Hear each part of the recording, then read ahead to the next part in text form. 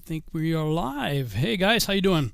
Can you do me a favor and let me know if my voice is in sync with my lips and if this clap is in sync? Is it in sync or is it off? If you could let me know in the chat room, that'd be great. Just a little bit of technical stuff. Yes, Salvador says it is. It looks good. So my lips and everything's, Mark says pretty close. Okay, well, I'll take that as still as a yes. Sometimes there's a lag and there's a way to fix that. So everybody's saying it looks good. Okay, great. Awesome. First things first here, I'm going to do a screen share and show you a couple videos that I just recently uploaded. These are all parts of what I'm going to be airing tonight. It's the expanded version of the first lecture that I gave at the Take on the World Conference 2019. This is Testing the Globe, Taking a Disturbing Trip Down the Rabbit Hole. So I was uploading short segments from that presentation today, and that's these right here, these 4 videos. Now, I had a number of people in the comments section telling me that they can't watch this video right here, the absurdity of evolution and the completely insane cosmology. Who's really stupid here? And people are getting upset with me. How come you made it so I can't view it here in the UK or in Australia or what have you? Well, that wasn't my choice, guys.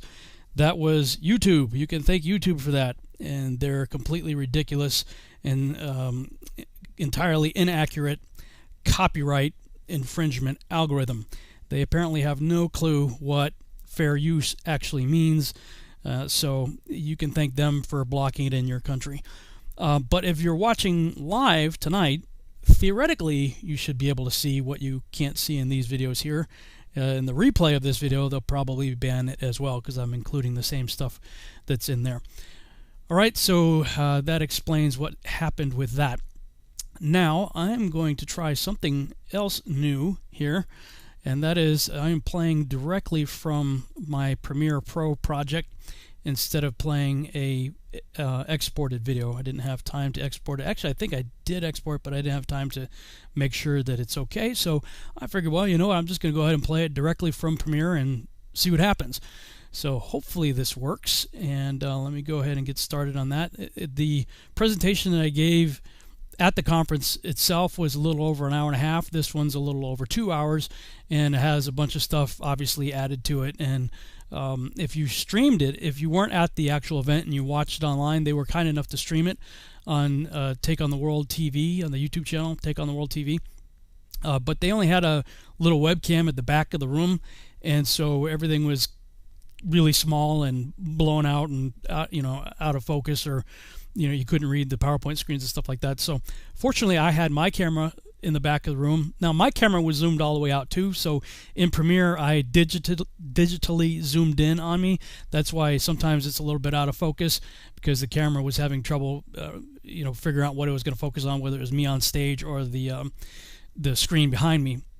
But either way, it's better than what you saw on if you watch the live stream from the Take on the World TV YouTube channel. So hopefully, if you weren't at the conference, you will enjoy this. I tried to put a significant amount of time and effort into cleaning this up as best I could. There's a few places where the audio kind of goes out a little bit from the microphone. That I had like a kind of a headset microphone, and that cut out a few times, so you're hearing the ambient mic from my camera in the back.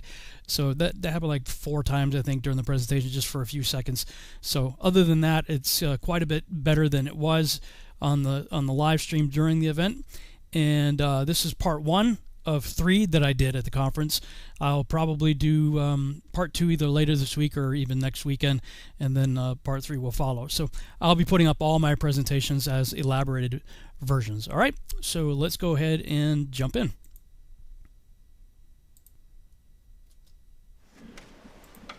Back in 2017, before we could even think of doing Take on the World 17, which ultimately happened, but before we had that opportunity, every door was closing and shutting, and we went to a Now You See TV Passover conference. Did anybody in this room go? Anybody here? Okay, we got a couple over here. Anybody else? No, great. So there was it was called Blood on the Doorpost, and it was a fantastic conference. And we had just gotten told no, that the location that we were planning for a conference got turned down. We went to this conference, we knew nobody, and we were really hoping, man, if we could just get Rob to come, we know people would show up, and everybody, hey, do you guys owe Rob either a gratitude or what did you do to me type of moment, right? Is that yeah. So we knew that was going to happen if we could get Rob to come, and we had some really good talks. We actually were at Denny's, so yes, I am the health guy. I went to Denny's. I didn't eat anything but a salad. So, but we didn't get a chance to talk about that. Rob gets bombarded at every single event, and at that one, he had groups of people lined up outside, because I think this was just right after all this stuff is blowing up, and it was just question after question after question, and just never had the chance. And I just got turned down for the facility location, and I didn't think it was going to happen. And so me and Liz get in the car, and we're ready to leave, and we walk the luggage cart back into the hotel, and who's sitting eating breakfast by himself? Not a single person around, and he was probably really enjoying it till I walked up. And I'm like, this is my chance. I'm like, Liz, hey, come in. Rob's here. Riley's in the car. He's watching a movie. And he was young. And that began this opportunity to share with him about the conference, and he said, I'm in. Let's do it. And lo and behold, Chad Schaefer walked in the door, which led to 3.5 hours later going to Panera Bread and talking. And thus, my first speaker without a location was booked, and I had 2 of them because I booked Chad at the same time, and thus became Take on the World 17. Rob, you've been with us for now 3 years, so thank you so much. Thank you for having me, bro. We appreciate it so much. So, like a shirt, too. Guys, you can get this only at Teespring through Testing the Globe. So, guys, I want to introduce to you Rob Skiba. Thank you. All right. Thank you very much. This is going to be a little different for me because we're actually running it from the computer back there, but I need my notes up here, so I'm going to have to be kind of doing this a lot through the presentation, but we'll make it work somehow. So the title of my presentation, there we go, is Testing the Globe, Taking a Disturbing Trip Down the Rabbit Hole. Because that's exactly what it was for me, and maybe was for some of the people here. Some of you may be new to all this, so you're going to be like, what is going on here? So I'll just tell you in advance, look, listen, take notes if you want to. Don't believe everything I say. Go and search these things out for yourself to see if they be true. I'm going to talk about taking the red pill. You guys know what I'm referring to there? What's it like? Sometimes you really wish I should have just taken the blue pill. Right? Well, by way of sort of an introduction, some of the things that influenced my life growing up certainly were my parents. So I grew up in a Christian family. My dad was a Baptist minister when I was a kid. Both my parents teach college-level Bible study courses and stuff like that. So I was always in the Word from the time I was able to read it until today still. And anytime the church doors were open, we were there. I accepted Christ as my Savior at age 7. The same year I saw Star Wars. Both of which had a profound impact on my life, of course, accepting Christ. And sitting in that movie theater and seeing that opening scene as a 7-year-old, wow, my mind was blown. I made a public declaration. I said, I'll either be an astronaut, a filmmaker, an actor, or dead by the time I'm 30. And it wasn't because I had a death wish, but when you're 7 years old, 30's like ancient, right? So my thinking was, if I hadn't achieved one of those things by the time I was 30, it would have to be because I was dead. That's how determined I was to get into those things. And of course, Jim Irwin came through my little Baptist church and signed that picture, allegedly, of him on the moon. It says, reach for your dreams, Rob, aim high. And so as a result, I wanted to be an astronaut. That was my ambition. And I was a Star Wars, Star Trek geek in the extreme. So much so that that's me, 18 years old, with a Star Wars bed sheet. A week before I went to boot camp. Yeah. So, Star Wars bedsheet, 18. All right. So I went into the military and flew helicopters. That was my step 1 phase to getting into the space program. I wanted to learn helicopters first, transition later to learning how to fly jets, and then, of course, put my application in to the space program, and all that had to be done by the time I was 28. So, getting in at 18, I had to get started right away, and I excelled at everything I did, working toward that goal, but God had other plans. He stopped me at every turn that I tried to, I was excelling, was graduating top of my class, everything's great, top choice, and 4 times I got rejected for things outside of my control, government cutbacks and different things like that. And finally I just said, okay, Father, you got different plans. It wasn't until many, many, many years later that now I look back and go, thank you, Father, for preserving me from going into that. But even still, during that whole time, I was a major Star Trek fan. That's me going to Star Trek conventions in my 20s, hanging out with the actors and stuff like that, getting signatures. And I even got to act on stage with Mark Leonard, the guy who played Spock's father, Sarek. Yeah. So let me just tell you that the stuff that I'm going to talk about, there was no incentive at all for me to talk about the things I'm going to be talking about this weekend. No incentive whatsoever to embrace what we're going to be talking about here. I didn't want to embrace any of that. So I ended up becoming a public speaker, and as a result of doing the research right there, my first couple of books ended up becoming Amazon bestsellers pretty quick, and as a result, that put me on the public stage and ended up traveling the world talking about primarily things like government conspiracies and the Nephilim giants and hybrids and all that weird stuff in the Bible that a lot of people don't want to talk about.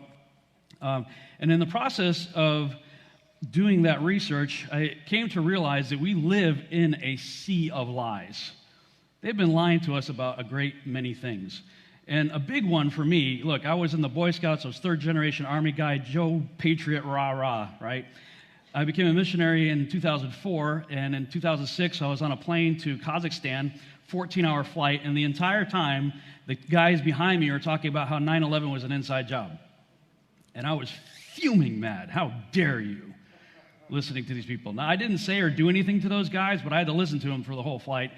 Got to Kazakhstan, did my thing, came home, and started doing some research because I was determined to prove them wrong, even though I'd never see them again. And stumbled across these videos right here. Loose Change. How many of you guys have seen Loose Change?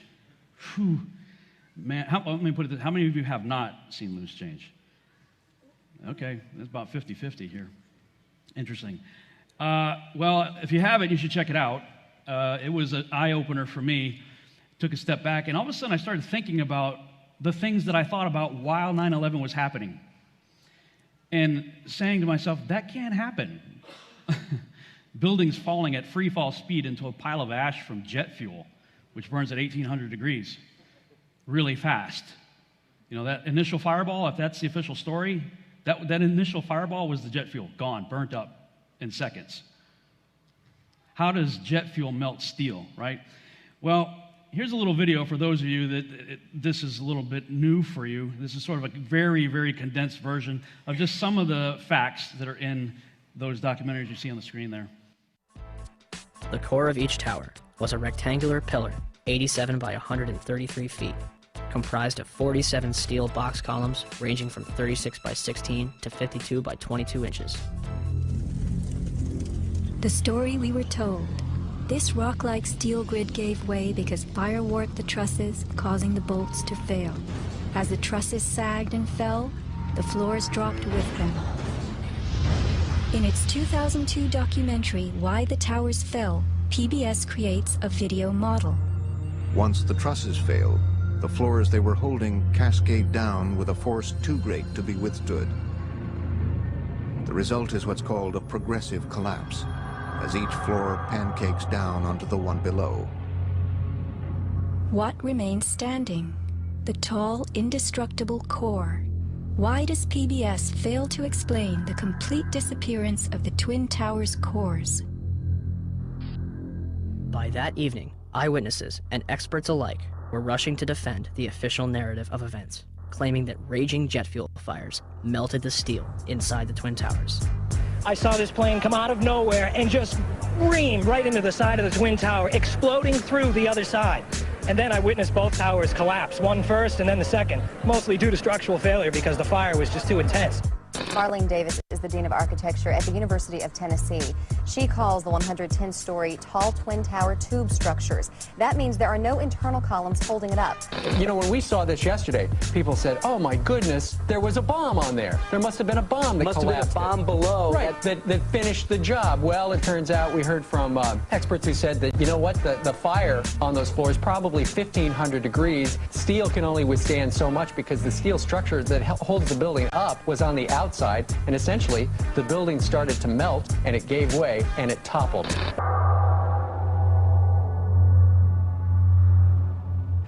CBS's Jim Stewart in Washington has been tracking events all day and has the latest, Jim. We're told rescue workers have recovered a passport and the debris. It belonged to one of the dead hijackers. Another development on Saturday. New York officials revealed at a news conference here in the city that a hijacker's passport was found blocks from the World Trade Center crash site, if you can believe that. Well, Dan, not far from here, a passerby found the passport of one of the hijackers.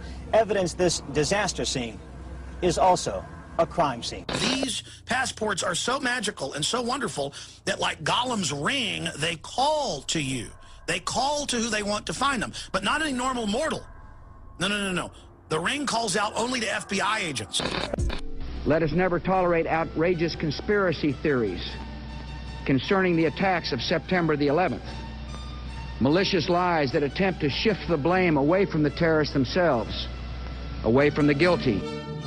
On the morning of September 11th, 2001, 19 men armed with box cutters, directed by a man on dialysis in a cave fortress halfway around the world using a satellite phone and a laptop, directed the most sophisticated penetration of the most heavily defended airspace in the world, overpowering the passengers and the military combat-trained pilots on 4 commercial aircraft before flying those planes wildly off course for over an hour without being molested by a single fighter interceptor.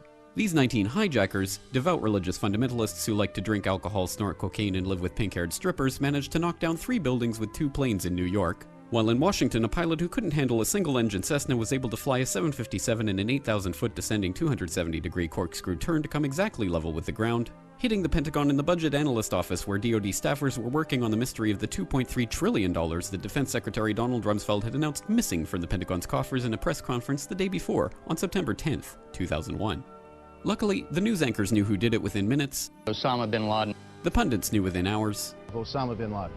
The administration knew within the day. Terrorists who committed these acts and those who harbored them. And the evidence literally fell into the FBI's lap. That a hijacker's passport was found blocks from the World Trade Center crash site, if you can believe that. But for some reason, a bunch of crazy conspiracy theorists demanded an investigation into the greatest attack on American soil in history. That investigation was delayed, underfunded, set up to fail, a conflict of interest, and a cover-up from start to finish. It was based on testimony extracted through torture, the records of which were destroyed. It failed to mention the existence of WTC-7, Able Danger, P-TECH, Sibel Edmonds, OBL and the CIA, and the drills of hijacked aircraft being flown into buildings that were being simulated at the precise same time that those events were actually happening. It was lied to by the Pentagon, the CIA, the Bush administration, and as for Bush and Cheney, well, no one knows what they told it because they testified in secret, off the record, not under oath, and behind closed doors. It didn't bother to look at who funded the attacks because that question is ultimately of little practical significance. Still, the 9/11 Commission did brilliantly, answering all of the questions the public had, except most of the victims' family members' questions, and pinned blame on all the people responsible, although no one so much as lost their job, determining the attacks were failure of imagination. Because nobody in our government, at least, and I don't think the prior government that could envision flying airplanes into buildings. Except the Pentagon, FEMA, NORAD, and the NRO. The DIA destroyed 2.5 terabytes of data on Able Danger, but that's okay because it probably wasn't important.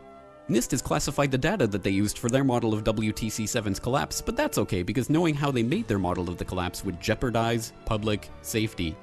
Osama bin Laden lived in a cave fortress in the hills of Afghanistan, but somehow got away. Then he was hiding out in Tora Bora, but somehow got away. Then he lived in Abbottabad for years, taunting the most comprehensive intelligence dragnet employing the most sophisticated technology in the history of the world for a decade, releasing video after video with complete impunity and getting younger and younger as he did so, before finally being found in a daring SEAL team raid which wasn't recorded on video, in which he didn't resist or use his wife as a human shield, and in which these crack special forces operatives panicked and killed this unarmed man, supposedly the best source of intelligence about those dastardly terrorists on the entire planet. Then they dumped his body in the ocean before telling anyone about it. Then a couple dozen of that team's members died in a helicopter crash in Afghanistan. You will never ever express doubts about any part of this story to anyone. Ever.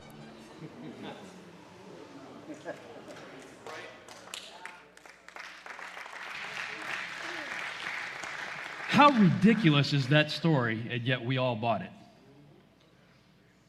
It's 2019, we need to wake up. All right?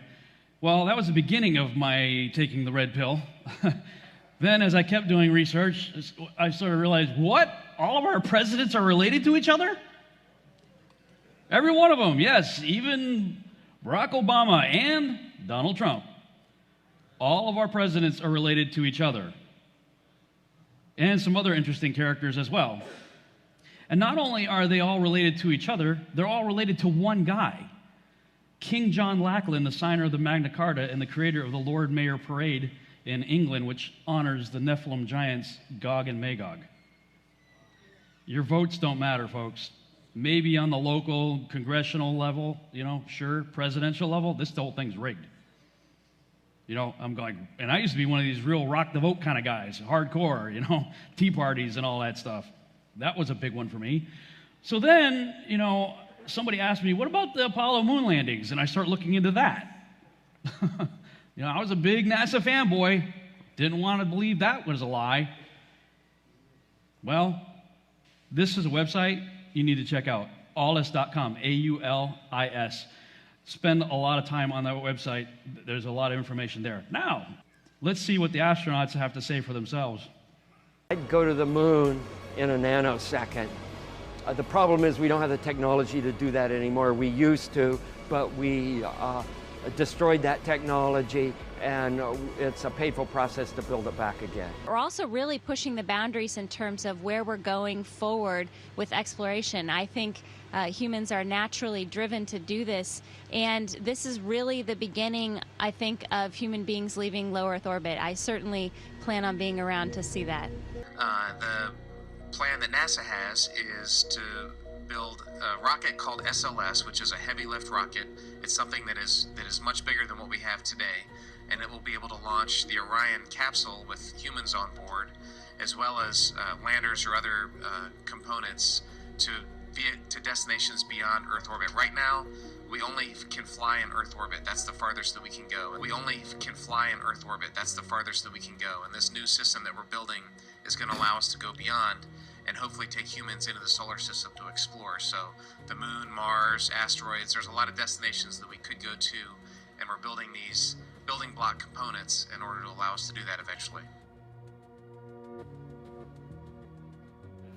Once we travel beyond low Earth orbit, the crew will be exposed to larger amounts of radiation. So we have to design both the crew protection systems and our electronic systems to withstand this radiation. If there is something that definitely, at least in my opinion, exposes the Apollo program as a fraud, it's the Orion project. The Orion project, after they retired the space shuttle, the next project that's on the board right now is called Project Orion.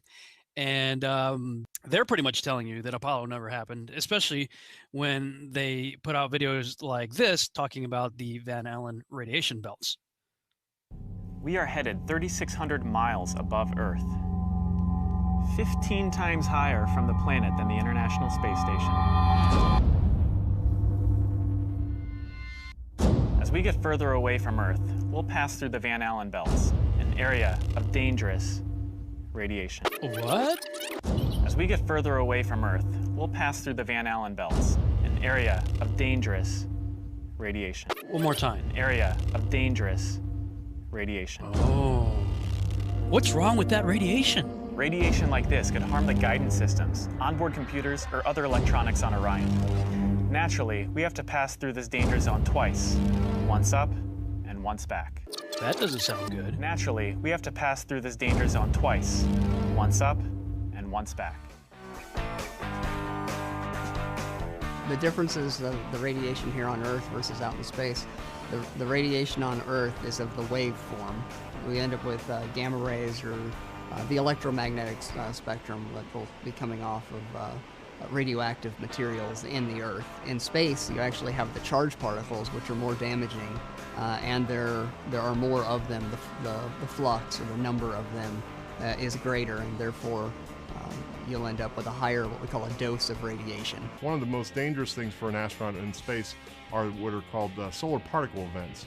The sun has a cycle where it becomes very active, and there are times when it's not very active. And when it's very active, it can spew large chunks of stuff into space called solar storms. And in fact, we're in a time right now as we're speaking when the sun's very active, and you hear in the news about these solar storms. And so a solar storm like that, if spacecraft were in the path of one of these things, could be very harmful to both the humans and the equipment. We must solve these challenges before we send people through this region of space. What? We must solve these challenges before we send people through this region of space? I thought this problem was solved over 40 years ago, when he sent a bunch of people in jumpsuits and tin cans through it, there and back a half dozen times. Oh, but I forgot, the Apollo guys, they were clueless regarding the radiation belt. It didn't affect them. I don't know the distance to the Van Allen radiation belt, and if we did, it wasn't a problem. If we were going to encounter it, then we would have had to build the spacecraft and the spacesuit to not give humans a problem. You don't just build something and hope it works. You study to see what the threats are, the environment is, and then you say, how thick do I have to make the metal on the spacecraft so that going through this kind of radiation or these kind of meteoroids, it won't get hurt. And so then we build it that way.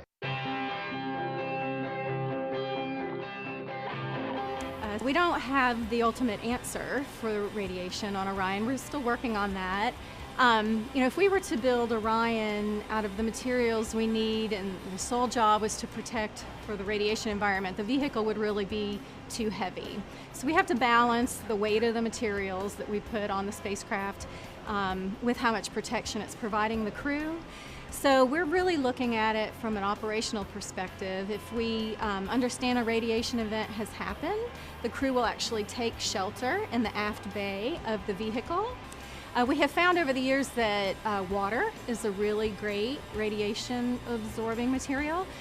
So we could do things like water that's already there in the water bags for drinking and things like that. That water could be used to shield them. As well as we've had some concepts like a water-filled vest that they could put on should they know there's an event and need to be protected.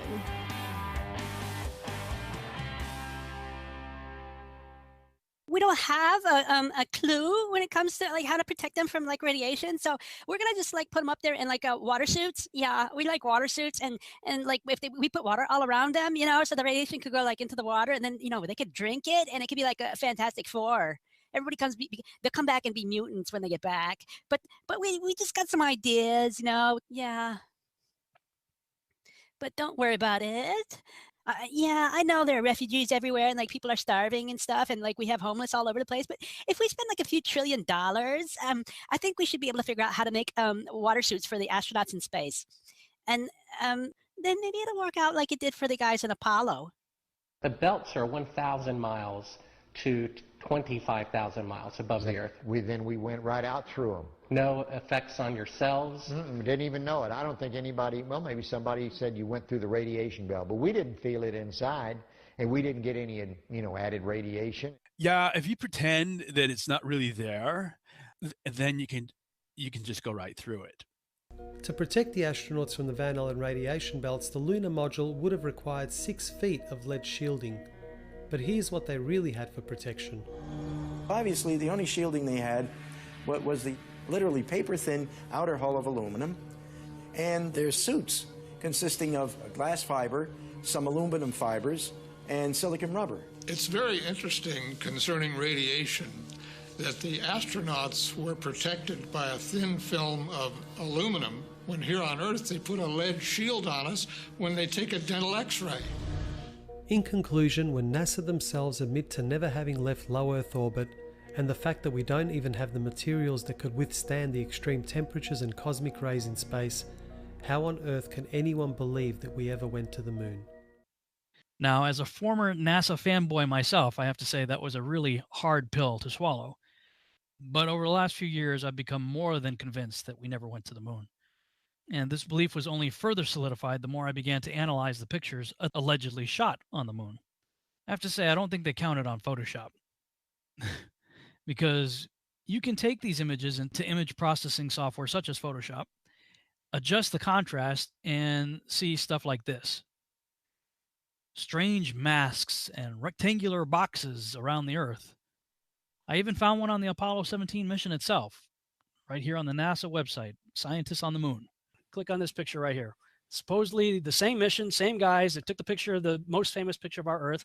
I'm going to do save image as, and let's see, Apollo Moon. Let's call it Apollo Moon 17. And I'm going to open that in Photoshop. Okay, I'm going to zoom in on the Earth. I'm going to go to Image, Adjust, Levels, and I'm going to bring the levels up. Uh-oh. Why is there a square box around the Earth allegedly taken from the scientists on the moon in Apollo 17? And people wonder why I don't trust NASA. That's why I don't trust NASA. I mean, they're always out there saying, you know, Rob, everybody's trying to show you stuff from space and you keep rejecting it. This is why I reject it. These guys are liars. So, I mean, if we never went to the moon, then this picture is not real. Since then, they've put out many more what they call blue marble alleged photographs of our Earth.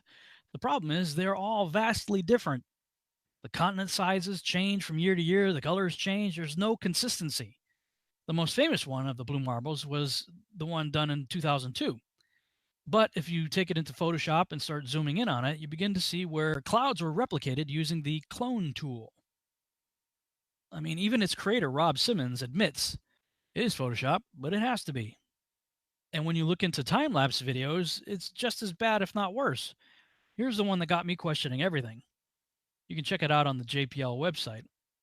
Supposedly, it was shot from the Galileo space probe back in 1990. Well, I mean, the first thing that caught my attention was none of the clouds are moving. I could take my camera outside, point it up at the sky for an hour, speed it up in my computer, and see the clouds doing all kinds of stuff. But on that day back in 1990, this didn't happen anywhere in the world. And NASA and JPL are bad enough, but the stuff coming from other countries isn't any better. In 2008, this video was put out allegedly shot from a Japanese satellite. Besides looking pathetically amateur, where are all the stars? I mean, look, we get all these images from Hubble, right?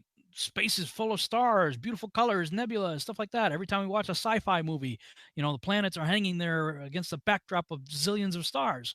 But when it comes to any alleged satellite imagery of our Earth, we never see any stars. Even HD footage like this, you can beef up the contrast and look. I mean, HD's got a lot of information. There's no information in this video for stars. I mean, it should look something like this, but it doesn't. Later, I saw this video from 2011. I think it's supposedly from a Russian satellite, and it also allegedly represents a real time lapse of one full day of the Earth. And when I compare this with the one from 1990, both again full day time lapses, the striking difference becomes obvious.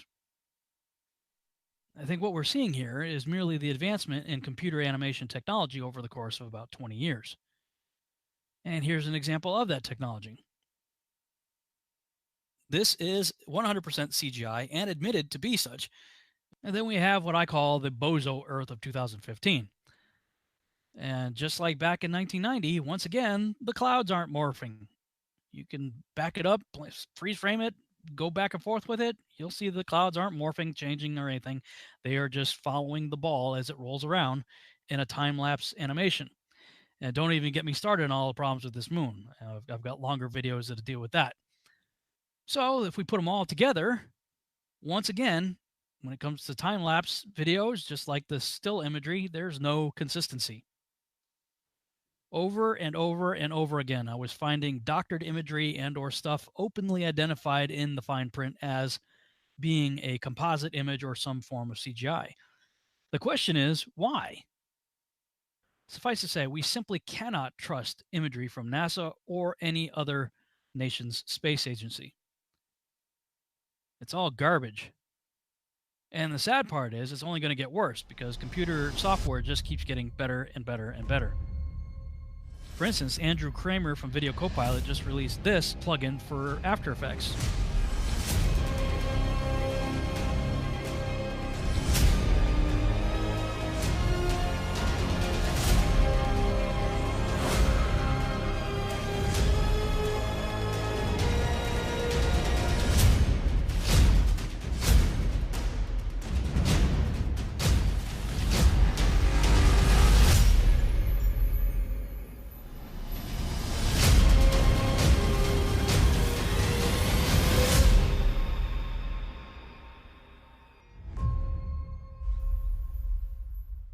Alright, so there's a lot of really cool things that you can do with this plugin, and you'll be even more amazed when you see how fast and easy it is to use. So, there you go.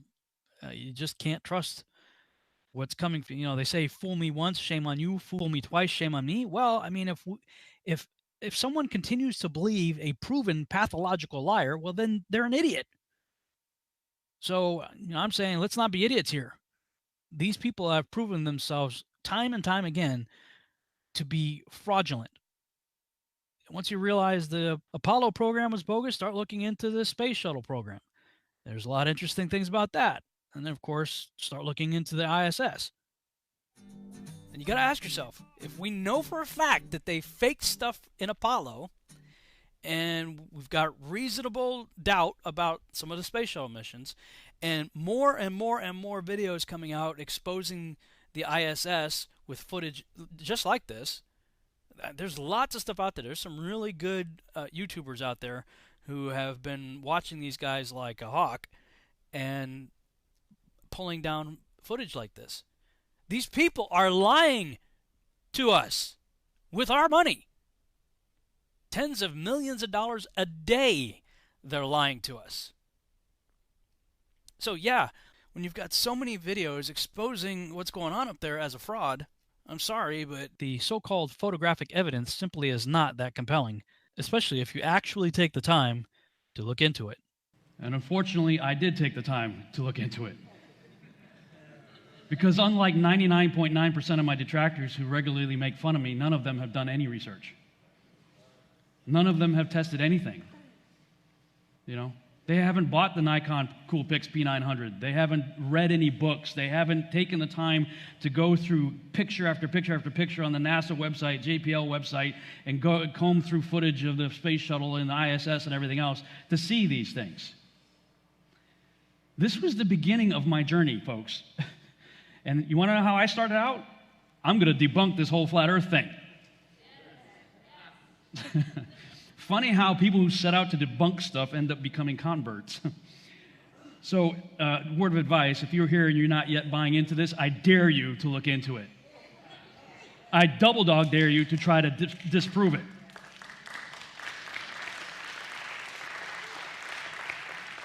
That was the preface, okay? How did I get into flat Earth? Well, it really started with this guy right here. John Gabrielson, a friend of mine, he puts on the Back to the Future conference in Austin, Texas, and he comes up to Dallas where I live every now and then, and whenever he does, we always go out to eat. And we went out to eat one day, and he says, so, Rob, you ever wonder, how does water bend? I'm like, what are you talking about? Water doesn't bend, it finds its own level. He's like, yeah, think about that the next time you look at the Pacific Ocean on a globe. What? Shut up and eat your burger. What are you talking about, you know?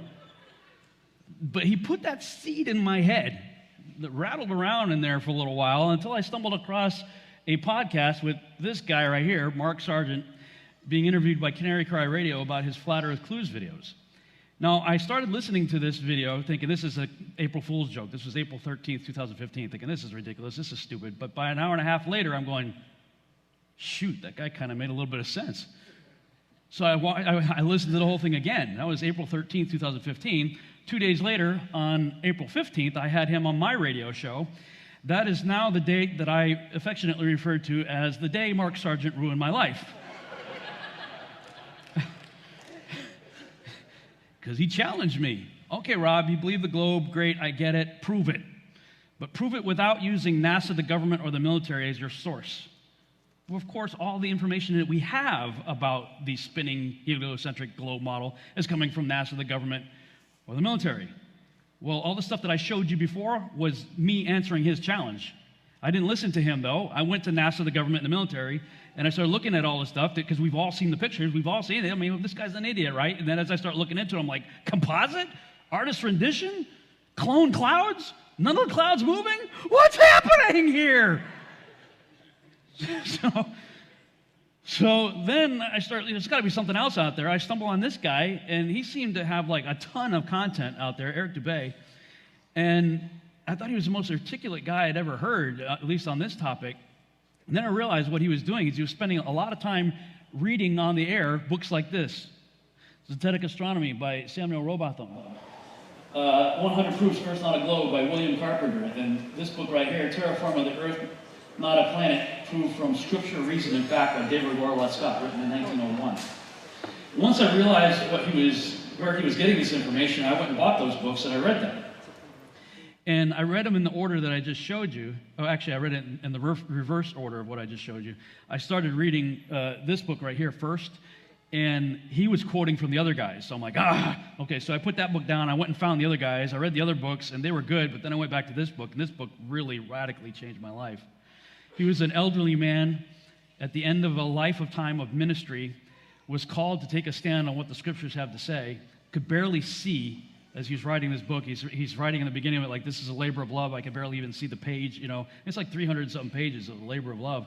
And at the end of this book, I'm paraphrasing, but like the last few pages of it, he said, I have done what I was called to do. Now, dear reader, it's up to you. And I felt like this guy was reaching across a century of time, handing out a baton saying, are you going to take it, Rob? And I wept like a baby at the pool of my apartment complex as I was reading this. And I prayed about it. I'm like, Father, I got to figure out what's going on here, because these guys are laying out a biblical case for all this stuff. Man. Meanwhile, there's this other character, Jaron Campanella, who's out there actually doing tests. I mean, he's doing long-distance tests with lasers and stuff. And he had this 4-mile test where he had a laser like 6 inches off the ground. 4 miles away, it was being picked up by the camera. Well, you do the math on the ball. It's supposed to be, we're supposed to be on a 25,000-mile circumference ball. The math is roughly 8 inches per mile squared. You shouldn't be able to see that. And this guy's out there doing it. I'm going, wow. And then I see a video of this guy. He claimed to be a photorealistic painter for NASA, painting stuff for NASA.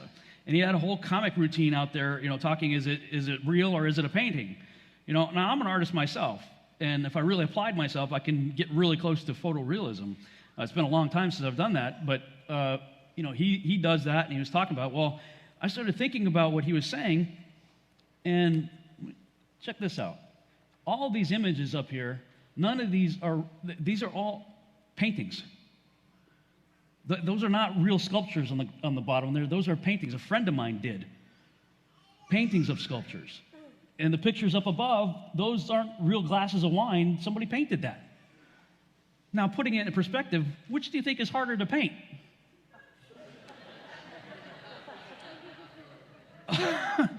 So I'm listening to Matt Boyle, and I'm going, well, he's got a reasonable case there. And then I showed you, all the other stuff that I went into. So, listen to this. I'm a visualization scientist. I basically try to come up with ways of explaining complex science stories through the visuals and developing artwork and illustrations that actually can help explain the science story to people. For decades, popular culture and shows like Star Trek inspired a generation of scientists by envisioning what space might look like. But wait, what does space actually look like? Heart nebulas, celestial collisions, a bird's eye view of the Milky Way, astronomers are charting the outer reaches of the cosmos and bringing back jaw-dropping images from telescopes like Hubble and its infrared cousin Spitzer. If you look down at the bottom of that Milky Way image, you'll see these 2 words: artist concept. This sweeping image of the Orion Nebula actually looks like this. And the TRAPPIST-1 star system, the latest discovery of 7 potentially habitable exoplanets that made national headlines, it's really only a box of gray and white pixels. You see, space art is part of NASA, and it has been since before we went to the moon. Just openly admitting it. The problem is we've all been fooled by space art, including that. The most famous picture we all have seen in our textbooks. I had that as wallpaper, okay? One whole wall in my bedroom was the surface of the moon with the Earth behind it. That itself was a composite image because there's no way the Earth looked like that from the moon, on the surface of the moon. So it was a composite image even on my wall, you know? And then, of course, we've seen this before where they year after year, they put out blue marbles and they're all looking different. Now, you can write off the color issue by filters. Okay, because they'll say, well, the different satellites that took these pictures had different filters, and that's why the color is different. Sure, but that's not going to increase the continent size of the United States and, you know, other things like that, right? Something seriously wrong here. What's the deal? If we're out there doing these things, why can't we just take a Polaroid shot without having it to be doctored in any way? You know, so it starts getting you questioning. And then you start looking at all the other ridiculous, pardon my language, crap that NASA's always putting out. You know, I start looking into various different things, other stupid things that we believe. First of all, you see that they had a very early relationship with Walt Disney. Now, there's all kinds of things we can talk about Disney and Freemasonry and pedophilia and all kinds of other sick things there. But they had a relationship right there because that was their propaganda machine. And you may have seen some of the videos out there how there's all kinds of phallic symbols and other sexual things that the artists have embedded in all kinds of the family-friendly cartoons that we watched, you know, from Walt Disney. Well, isn't it interesting that they put some of the same stuff even in pictures of the Earth where the clouds are magically spelling sex, right? And found this out also. This character right here, Pluto, was created by Walt Disney in 1930, coincidentally the same year we discovered the planet Pluto. And then decades later, we finally send the probe out there, and what do you know? There's an image of Pluto on Pluto. Imagine the coincidence. They're laughing at us. Seriously? There's a spot on Pluto that just so happens to look like Pluto? Wow. Okay, and right before that, news articles came out. I can't even believe that people believe this. They were trying to capture the shadow of Pluto going across the Earth as a distant star shone light on the planet Pluto, and Pluto's something like 5 billion miles away. And they were saying that the light from a distant star was going to illuminate Pluto from behind and cast a shadow for a few seconds on the Earth, and they were going to go measure it. Think about that for a little bit. Really? And that was just right before. It says the occultation happened at a unique time, just 2 weeks before NASA's New Horizons mission will make its nearest approach to Pluto on 14 July 2015. You're seeing the shadow of Pluto. What about Jupiter and Saturn? Much bigger. We should have shadows all over the place. We should be dodging shadows of planets with all those stars shining on them. Give me a break. They're telling us that there's all of these different Earth-like planets out there, right? How many of you guys have been following the news on that? You know, they keep saying, that video I just showed you a minute ago, really all they were looking at is a couple of, you know, gray blocks. What's even worse, though, is how far away these things are. How far away these things, and how far away they say that they're looking, right? Do you know how far a light year is? 1 light year is approximately 6 trillion miles. They're telling us we're looking across thousands of light years. 3,000, that's 3,000 times 6 trillion. Oh, it gets worse than that. They said that they saw a black freaking hole at 55 million light years away. 55 million times 6 trillion. You got a telescope that can see that far? Zoom in on the moon right now and read me the serial number on the bumper of the buggy. Right now, or shut up.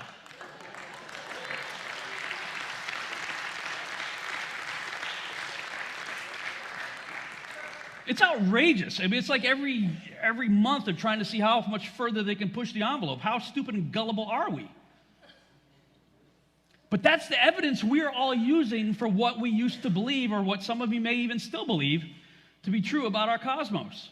We listen to these people. And if you're here from a creation ministry, how dare you?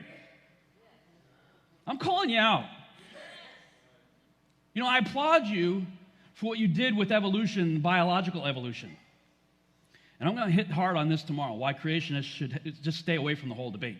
They shouldn't even open their mouth. If you claim to be a Bible-believing Christian and you are using these people as your source for what you believe about the world and this place and the cosmos, there's a problem there. I had to finally just admit that, because I loved NASA.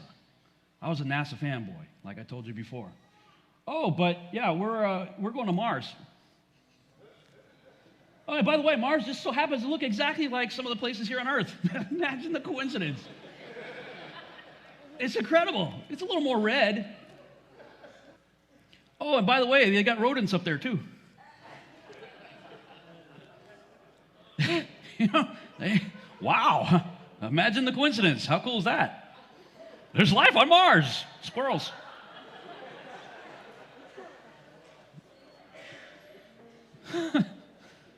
No, they're up in Devon Island. You can go look this up on Google Earth for yourself.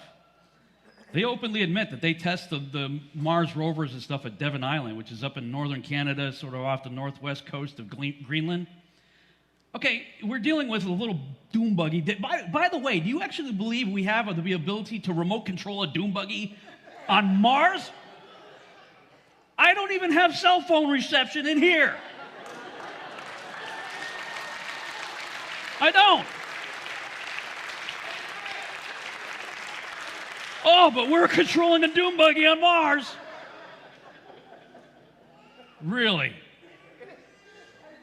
Oh, why do we have to go to Devon Island to test? It's just a little dune buggy going around on dirt and rocks. We got plenty of dirt and rocks right here. Why do we got to go to Devon Island? Oh, because it's cold. You could put it in an ice box and still simulate cold if you want to see if it can handle the cold. No, they're going to Devon Island because nobody else is up there, and it just so happens to look like what we think Mars looks like.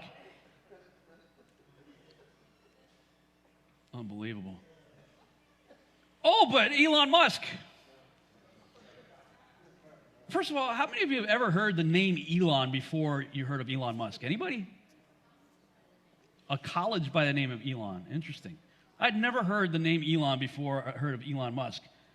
How interesting, though, that Wernher von Braun, Captain Nazi NASA guy himself, right, wrote a fiction novel, I think it was in the late 1950s, about a colony on Mars. It just so happened to be led by a guy named Elon. Oh, imagine the coincidence. Oh, but now we've got a Tesla on the way. Did you hear about that? He shot up a car, supposedly. And he himself said, you know, it's got to be real because it looks so fake. What was going through your mind? How amazed were you to see your roadster up there with Starman just cruising along with the Blue Planet? And how long will we be getting live views, do you think, from the car? Well, I think it looks so ridiculous and impossible. And you can tell it's real because it looks so fake, honestly. Because it did look fake. But a whole lot of people, look, they got a Tesla flying around the Earth. It just made a pass around the sun, from what I heard. It's on the way to Mars, I guess. Okay, but now here's something else that's really interesting. Look at this car. Look at the tires. Look at the plastic and the leather and other things. Listen to this. But we didn't really test any of those materials for, is it space hardened or whatever, So it just has the same seats that a normal car has. It's just literally a normal car in space, which I kind of like the absurdity of that. Yeah, it is quite absurd. Now, I went to the Contact in the Desert conference earlier this year, and this individual here, David Adair, claims to be a materials specialist working for NASA, allegedly testing various materials before they put it on objects that are supposed to be sent out into space. All right, now listen to what he has to say about testing these materials. In the material sciences, in that environment, it's not friendly out there, y'all. It's 225, 250 degrees below zero on the shadow side, 250 above on the sun side, So right through the meridian line, you got a 500-degree difference. It's a total vacuum. There's ultraviolet rays, gamma rays, infrared, all unfiltered by the atmosphere. Just burns things up when they hit it. Some of our materials just absolutely disintegrated. They were gone. We just had a blank where we put the piece of material. Okay, so if this guy's testimony is true, then he just completely debunked this. I mean, look at the rubber on the tires. You know, the tires aren't exploding, the rubber's not disintegrating, any plastic on there is not, you know, frying, and it's spinning. So it's going 500-degree temperature range from 250 plus to negative 250 plus as it's in direct sunlight and then, you know, spinning out of direct sunlight. And yet the glass is fine, the plastic's fine, the rubber's fine, the leather's fine. Everything's okay. It's just a regular car that Elon Musk himself said basically just pulled right off the lot and supposedly shot it up into space. So yeah, I agree with Elon. It does look fake, and the whole thing is completely absurd, and I think anybody who believes this is actually real probably needs to have their head examined. We'll believe anything nowadays. Oh, by the way, they found the Star Trek symbol on Mars, too. Did you know that? Oh, this is real. CNN right there. A couple months ago, June 13th. We found the Star Trek symbol. Starfleet's been there already.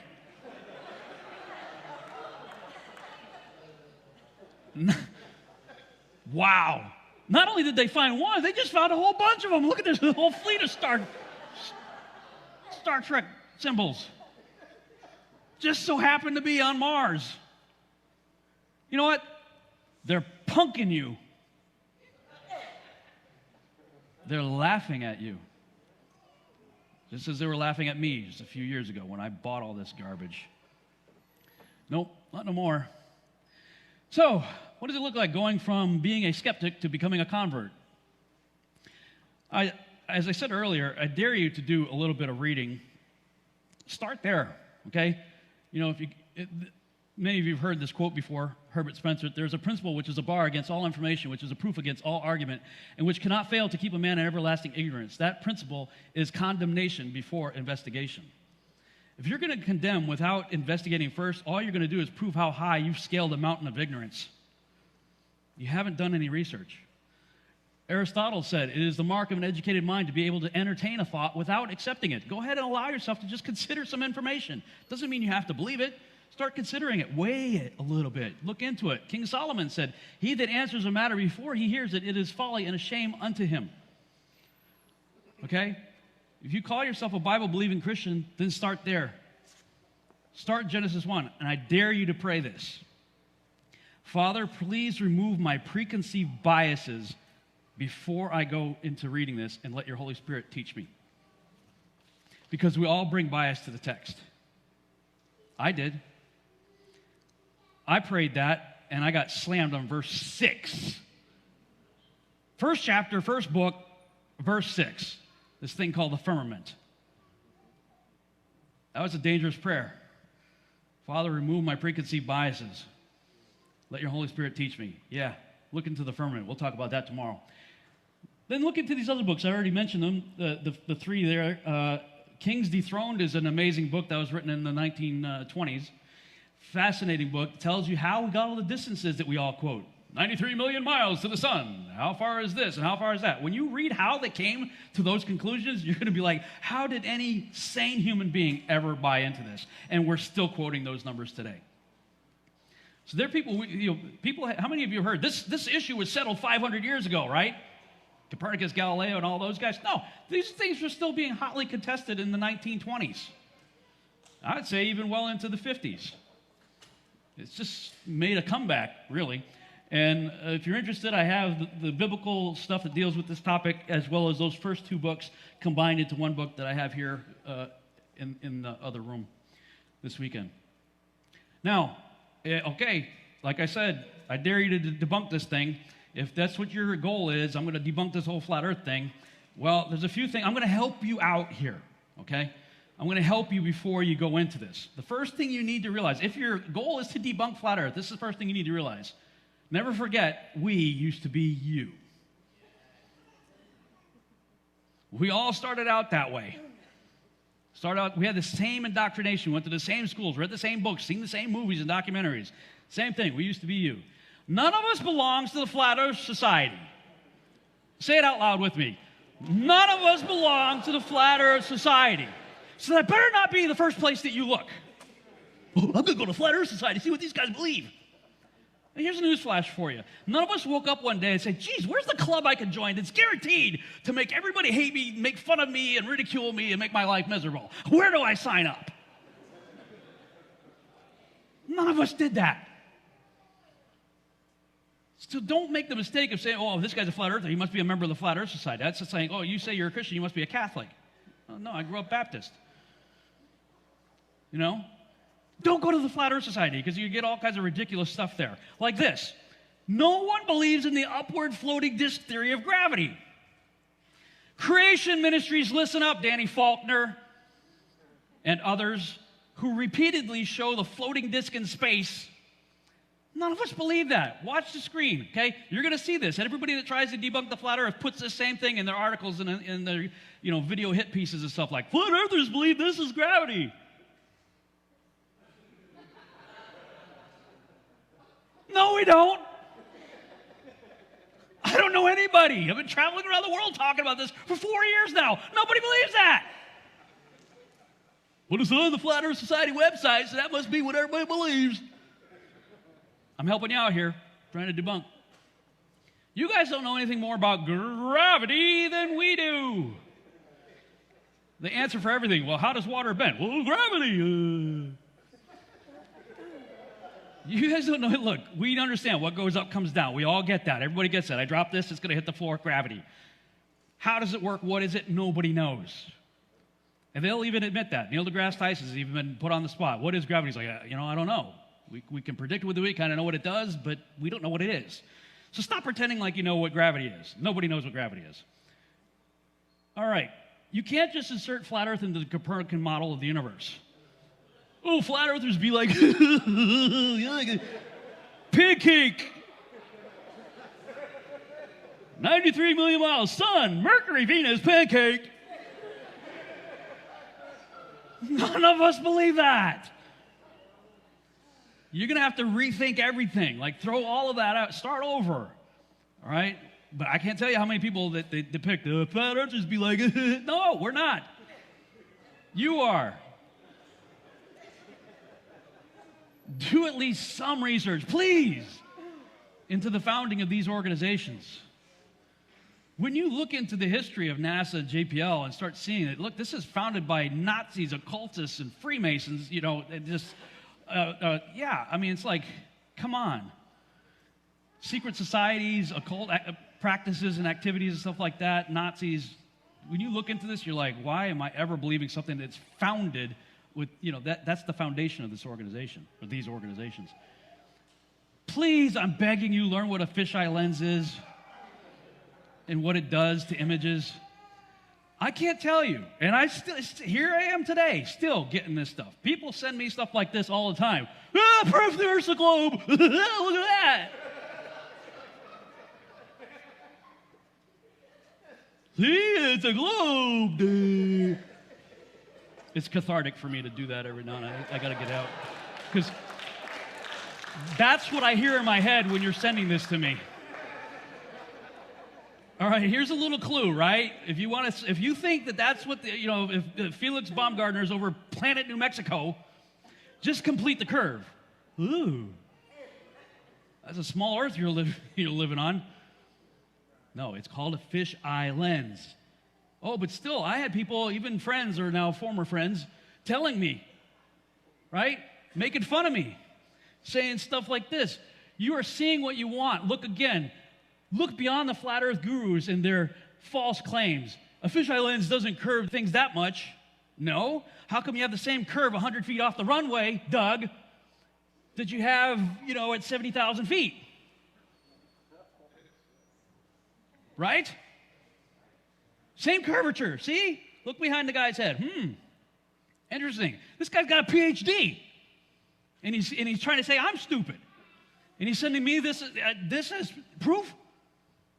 And then you got organizations like this, physics.org, physics students, right? PhDs, saying, look, students captured curvature of the earth. Wow, check it out. You would have thought that the curved rope might have given them a clue.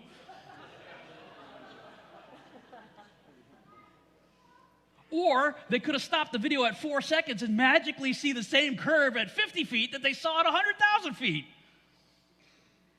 Fisheye lens, if you still have questions, get with Michael Solomon. He can help you out. You know, please, don't be trying to tell me I'm stupid and send me this as your proof. And I get this all the time. How many others get the same thing? Am I the only one here? Anybody else getting that all the time? Chad, you getting it? Man. You don't have a working map or model either. Ken Hovind, I'm going to debate Rob Skiba, but first, Rob must provide an accurate map and model before I'll even consider debating him. I texted Rob Skiba on his YouTube channel. I put a comment on there at 4 o'clock this morning. I woke up and I thought, I'll just check and see. I've never been to his channel before. And so maybe once, I don't know. But anyway, and I appreciate the work he's doing for the Lord. But I said, Rob, I accepted your challenge for a debate. See Kent Hovind official. Send me an accurate model or map of the flat earth and then call 855-BIG-DINO to schedule a debate. I suggest you read Proverbs 25:8 carefully, which means don't go to war with somebody till you've really counted the cost. If you want to have a debate with me, you better take that literally, okay? I have officially accepted your challenge to debate the flat earth topic. See my YouTube, Kent Hovind Official, July 8th and 9th. I don't want to fight against a cloud or the air. He that beateth the air, talks about 1 Corinthians. So send me an accurate model and a map of your flat earth. And we will debate the various aspects of this controversial topic in this order. Number 1, is the earth flat or round? Where's my globe, Nick? Oh, here it is, okay. Is it flat or round? Okay, that's the only topic we're going to discuss. Secondly, we'll have a second debate. Does it spin? Thirdly, does it circle the sun? Heliocentric versus geocentric. 4, does the Bible literally teach flat earth?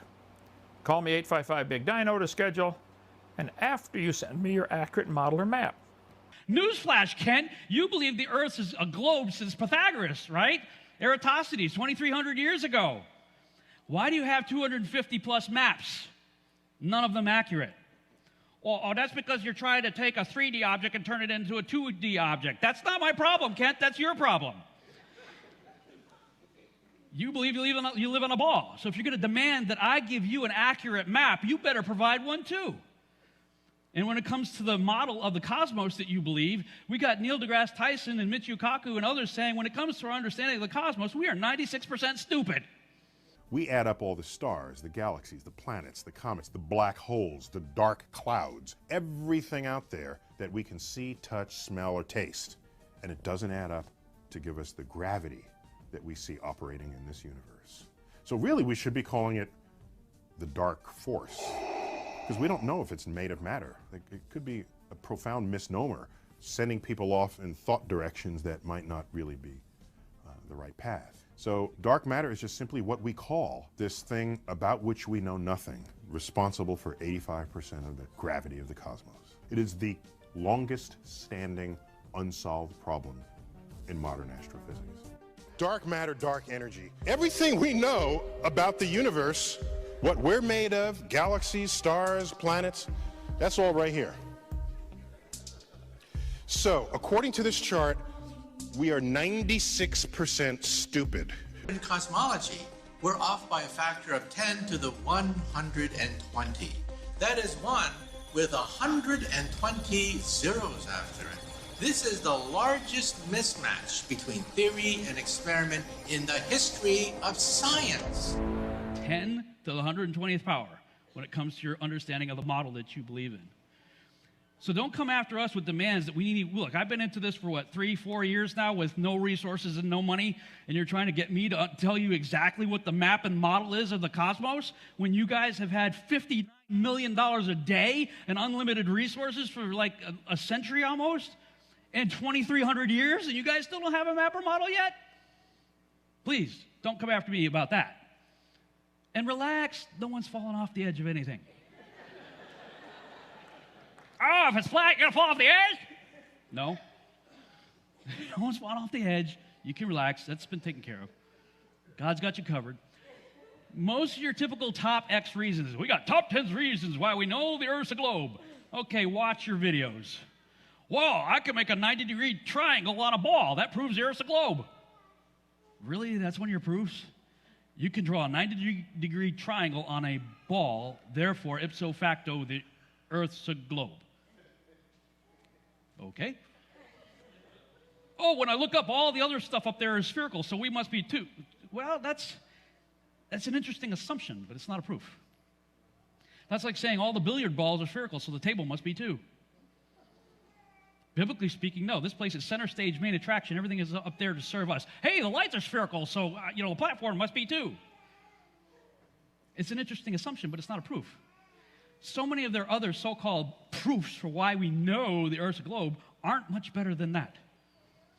I found that out early because I was trying to defend this precious ball thing that I believed in, so I started looking for videos that I could use for my defense that I believe the Earth's a globe, and when I wasn't even barely into this a week, could immediately debunk 8 of the top 10 reasons myself with barely even thinking about it.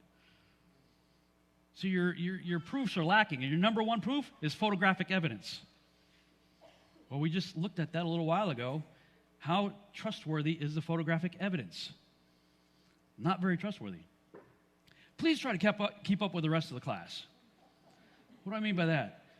Well, a lot of people come into it, and I appreciate some people come into it, it's brand new, it's new to them, so they launch into accusations and questions and attacks. Well, how come this? How come that? Look, I've got 500 videos up already. About 150 of them are just flat Earth related. I'm one guy. Paul, how many videos would you say you've got up? 150? Chad, how many?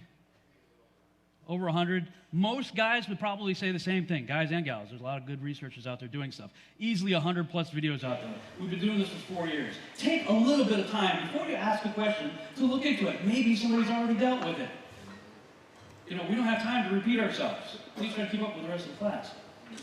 If you're a Christian, sorry to say, but the Bible's a flat earth book from cover to cover. It just is.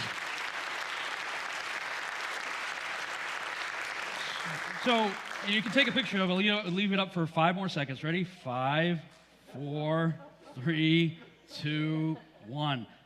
That's what you need to know, at least getting started, if you're going to try to start debunking this whole thing. Then, after that, you start looking into ancient cosmology. Start studying what the ancients believed. And you'll start seeing culture after culture after culture had an understanding of the cosmos that looks something like this. The Sumerians right there, the Egyptians, the Greek cosmology, same thing. The Mayan, the Incan, the Navajo cosmology, same thing. The Norse, the Irish. Even in the Marvel movies with Thor, right?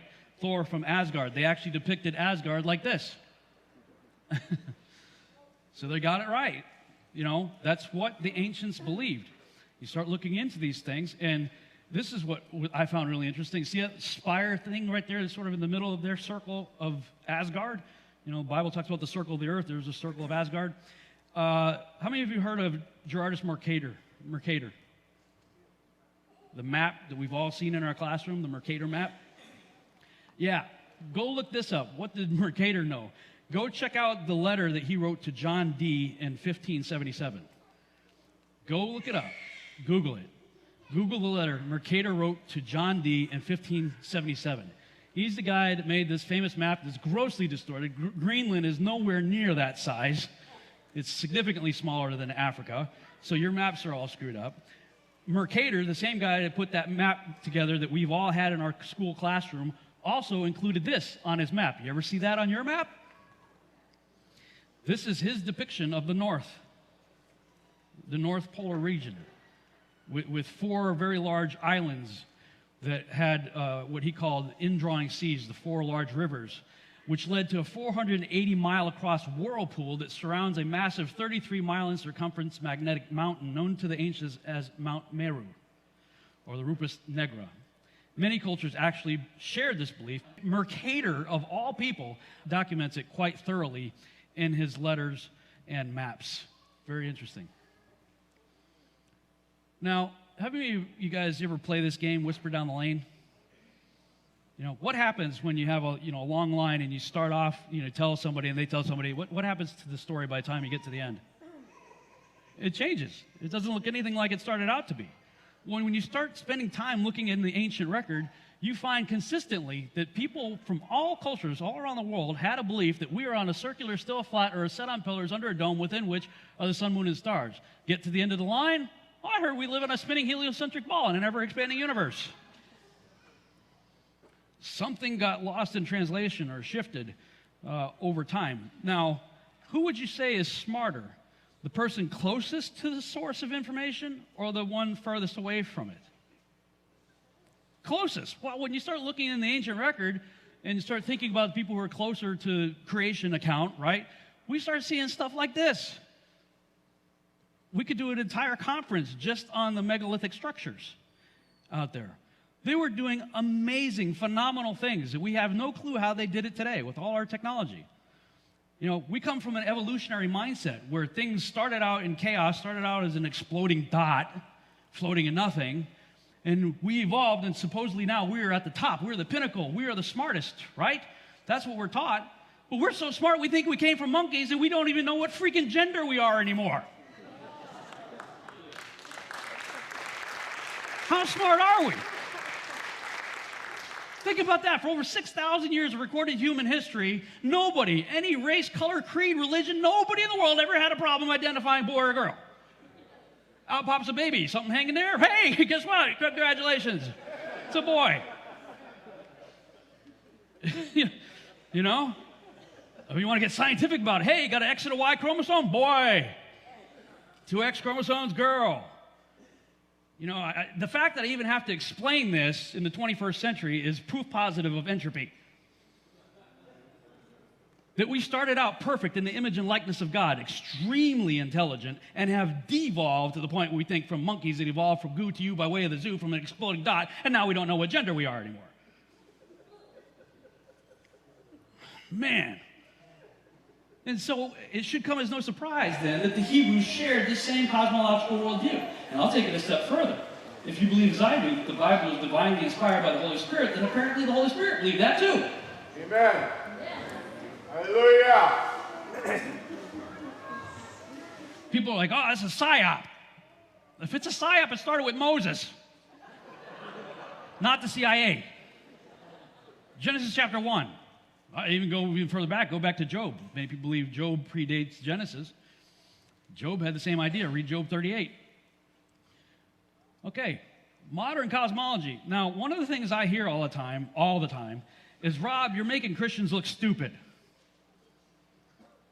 Okay, I'm going to address that tomorrow in quite a bit of detail, this whole idea that I'm making Christians look stupid. Let's look at what the other side believes. What would you say to some of the parents who are like, look, you know, we're going to go ahead, we'll learn about evolution, but we also believe in creationism. What is the harm in learning the Bible's creation story? Well, learning the story is fine. I mean, that's great, but it's not science. And tax dollars used for science education shouldn't be used to teach creationism as an alternative. Creationism is not right. The notion of creationism, or in fact, look, Senator Marco Rubio, who's presumably a reasonably intelligent man, was asked, what's the age of the earth? And ultimately, either because he actually believed it or he was trying to appeal to some constituency, had to argue that it's a big mystery, that somehow we should teach kids both ideas that the earth is 6,000 years old and that it's 4.55 billion years old, which is what it is. If you think about that, somehow saying that, well, anything goes, we shouldn't offend religious beliefs by requiring kids to understand reality. That's child abuse. It sounds very laudable to teach the controversy, to teach both theories, but there aren't two theories. There's only one theory around. There's only one game in town as far as serious science is concerned. Of course, you get negative reactions from creationists, but who cares about creationists? They don't know anything. How many of you have heard that, according to the theory of evolution, we share about 98% of our genetic makeup with chimpanzees? Have you heard that in school? Have you ever heard how they came to that number? 98%? We've all just heard it, right? We share 98% of our genome with chimps. Okay, The video I'm about to show you is not from a Kent Hovind or a creationist. It's from somebody who believes in evolution, somebody who believes we came from chimpanzees, but actually acknowledging how we got the 98%. Check this out. When researchers sat down to compare the chimp and human genomes, those single-letter differences were easy to tally, but the big mismatch sections weren't. For example, if a genetic paragraph, thousands of letters long, appears twice in a human scroll, but only once in its chimp counterpart, should that second human copy count as thousands of changes, or just one? And what about identical paragraphs that appear in both genomes, but in different places, or in reverse order, or broken up into pieces?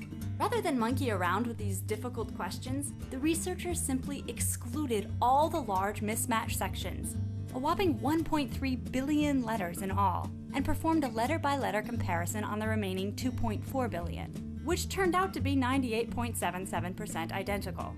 So, yes, we share 99% of our DNA with chimps if we ignore 18% of their genome and 25% of ours.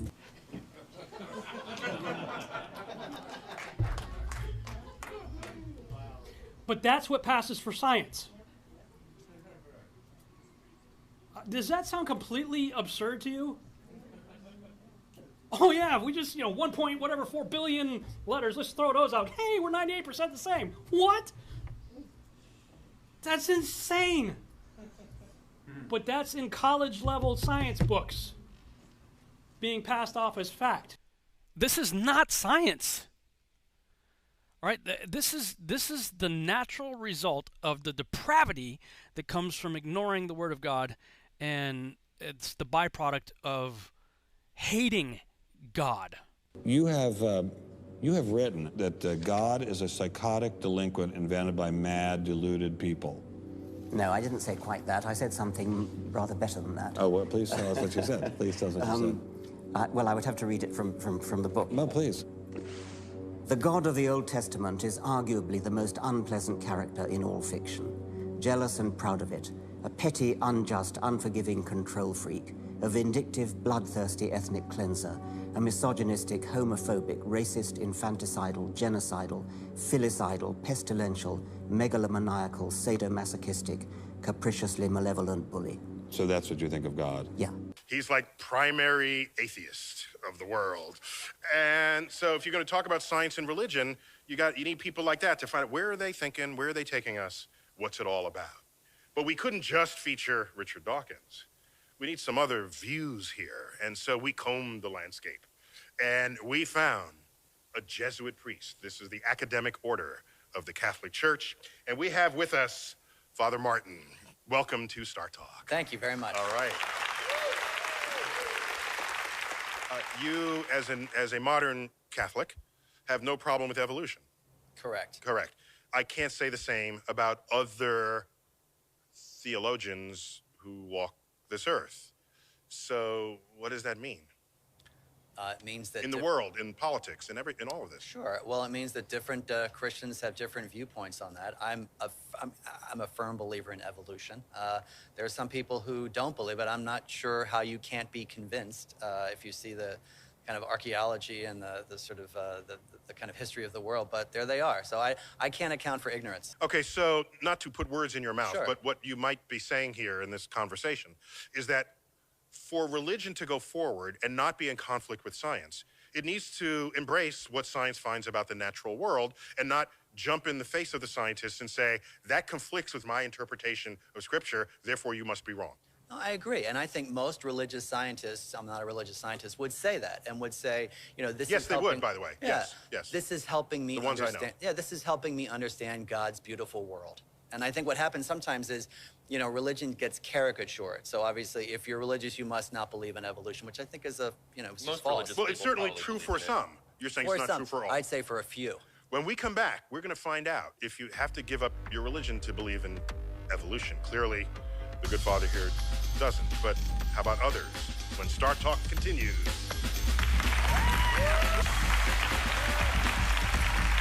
So one of the great questions out there is how do we get more religions or more people who are religious on board with the moving frontier of science? Recognizing that you don't have to give up your religion unless perhaps your religion requires that there was no evolution. If it requires it, maybe you got to sort of lose it. But that's probably pretty few religions, right? I would That's think so. Yeah. I'm thinking, right? I mean, Well, I hope so. I don't understand people who can't believe in evolution. I don't understand people who don't look at, the sort of carbon dating and things like that in fossils. I can't understand it. And I have a hard time understanding why people cannot accept the fact that God can work through evolution, that it's just as much of a miracle of creation if it takes 10 million years or 15 million years as if it took 7 days. So I don't understand that. We shouldn't say religious people think this or religious people think that, because it is a label that is applied to people and often applied to make them seem uneducated, insane, or just idiots. And as if you have to check your brain at the door. Consider again that pale blue dot we've been talking about. Imagine that you take a good long look at it. Imagine you're staring at the dot for any length of time. And then try to convince yourself that God created the whole universe for one of the 10 million or so species of life that inhabit that speck of dust. Man, in his arrogance, thinks himself a great work, worthy of the interposition of a deity. Darwin wrote telegraphically in his notebook, more humble, and I think truer, to consider him created from animals. Close quote. We're Johnny-come-latelys. We live in the cosmic boondocks. We emerged from microbes and muck. Apes are our cousins. You don't believe that the Earth is round only if you're an astronaut. You don't believe Napoleon existed only if you're a historian. You believe these things because they're facts proved by evidence. Evolution is also a demonstrated fact. The truth really is out there. It's not a matter of opinion. So you believe it's liberating to tell people that there is no God? I think a lot of people, when they give up God, feel a great sense of release and freedom. Well, then who did create the heavens and the earth? Why do you use the word who? You see, you immediately beg the question by using the word who. Well, then how did it get created? Well, by a very slow process. Well, how did it start? Nobody knows how it started. We know the kind of event that it must have been. We know the sort of event that must have happened for the origin of life. And what was that? It was the origin of the first self-replicating molecule. Right, how did that happen? I told you we don't know. So you have no idea how it started? No, nor has anybody. Nor has anyone else. I'm a synthetic organic chemist. Origin of life is purely synthetic organic chemistry. There's no way around it. I'm perfectly situated to be commenting on this, to be critiquing the origin of life research. It is abiological. It is before biology takes over. This is purely synthetic organic chemistry. And making these compounds, it's very simple. 4 classes of compounds. You have to make them from what's available on a presumed prebiotic Earth. And so the chemistry is not hard for a synthetic organic chemist to follow, and any trained synthetic organic chemist can follow me on this. And I've never seen a synthetic organic chemist disagree with me on this. In fact, the people that might disagree with me are biologists because they've never made anything. The only thing they may have made is they buy a kit and they make it, which is made by chemists, but they've never made anything ab initio. And so it's the synthetic chemist that can critique origin of life research better than anyone else. So go ahead. Ask your synthetic chemist friends to listen to what I have to say. If they have anywhere a master's degree or beyond in synthetic organic chemistry, have them critique what I say.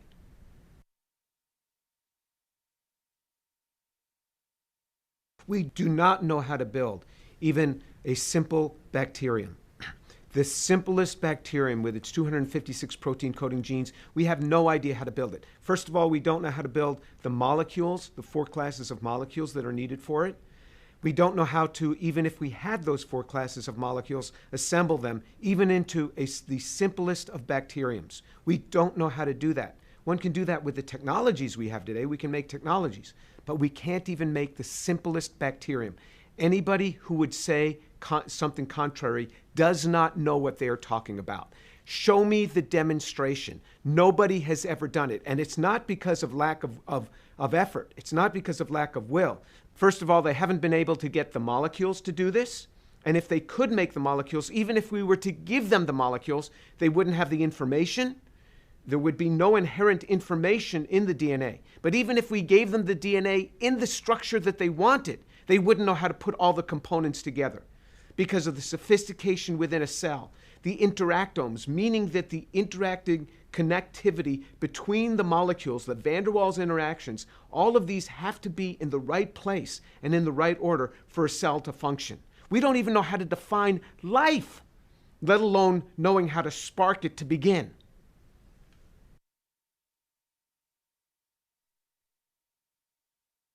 When one looks at a typical textbook, one will see some prehistoric pond and molecules, and those molecules coming together and forming a cell, and those cells coming together and some slithering creature coming out of this pond. That is fallacious. There is no truth in that. We don't even know how to make the molecules. We are lost on how to do this. We can't even make the basic building blocks. But even if we could, from prebiotic type environment to make these, with all the intellect that we put into this, even if we could make them, we have no idea how to assemble them. You say, well, we can make the liposome, the cell membrane. We cannot. There's over 40,000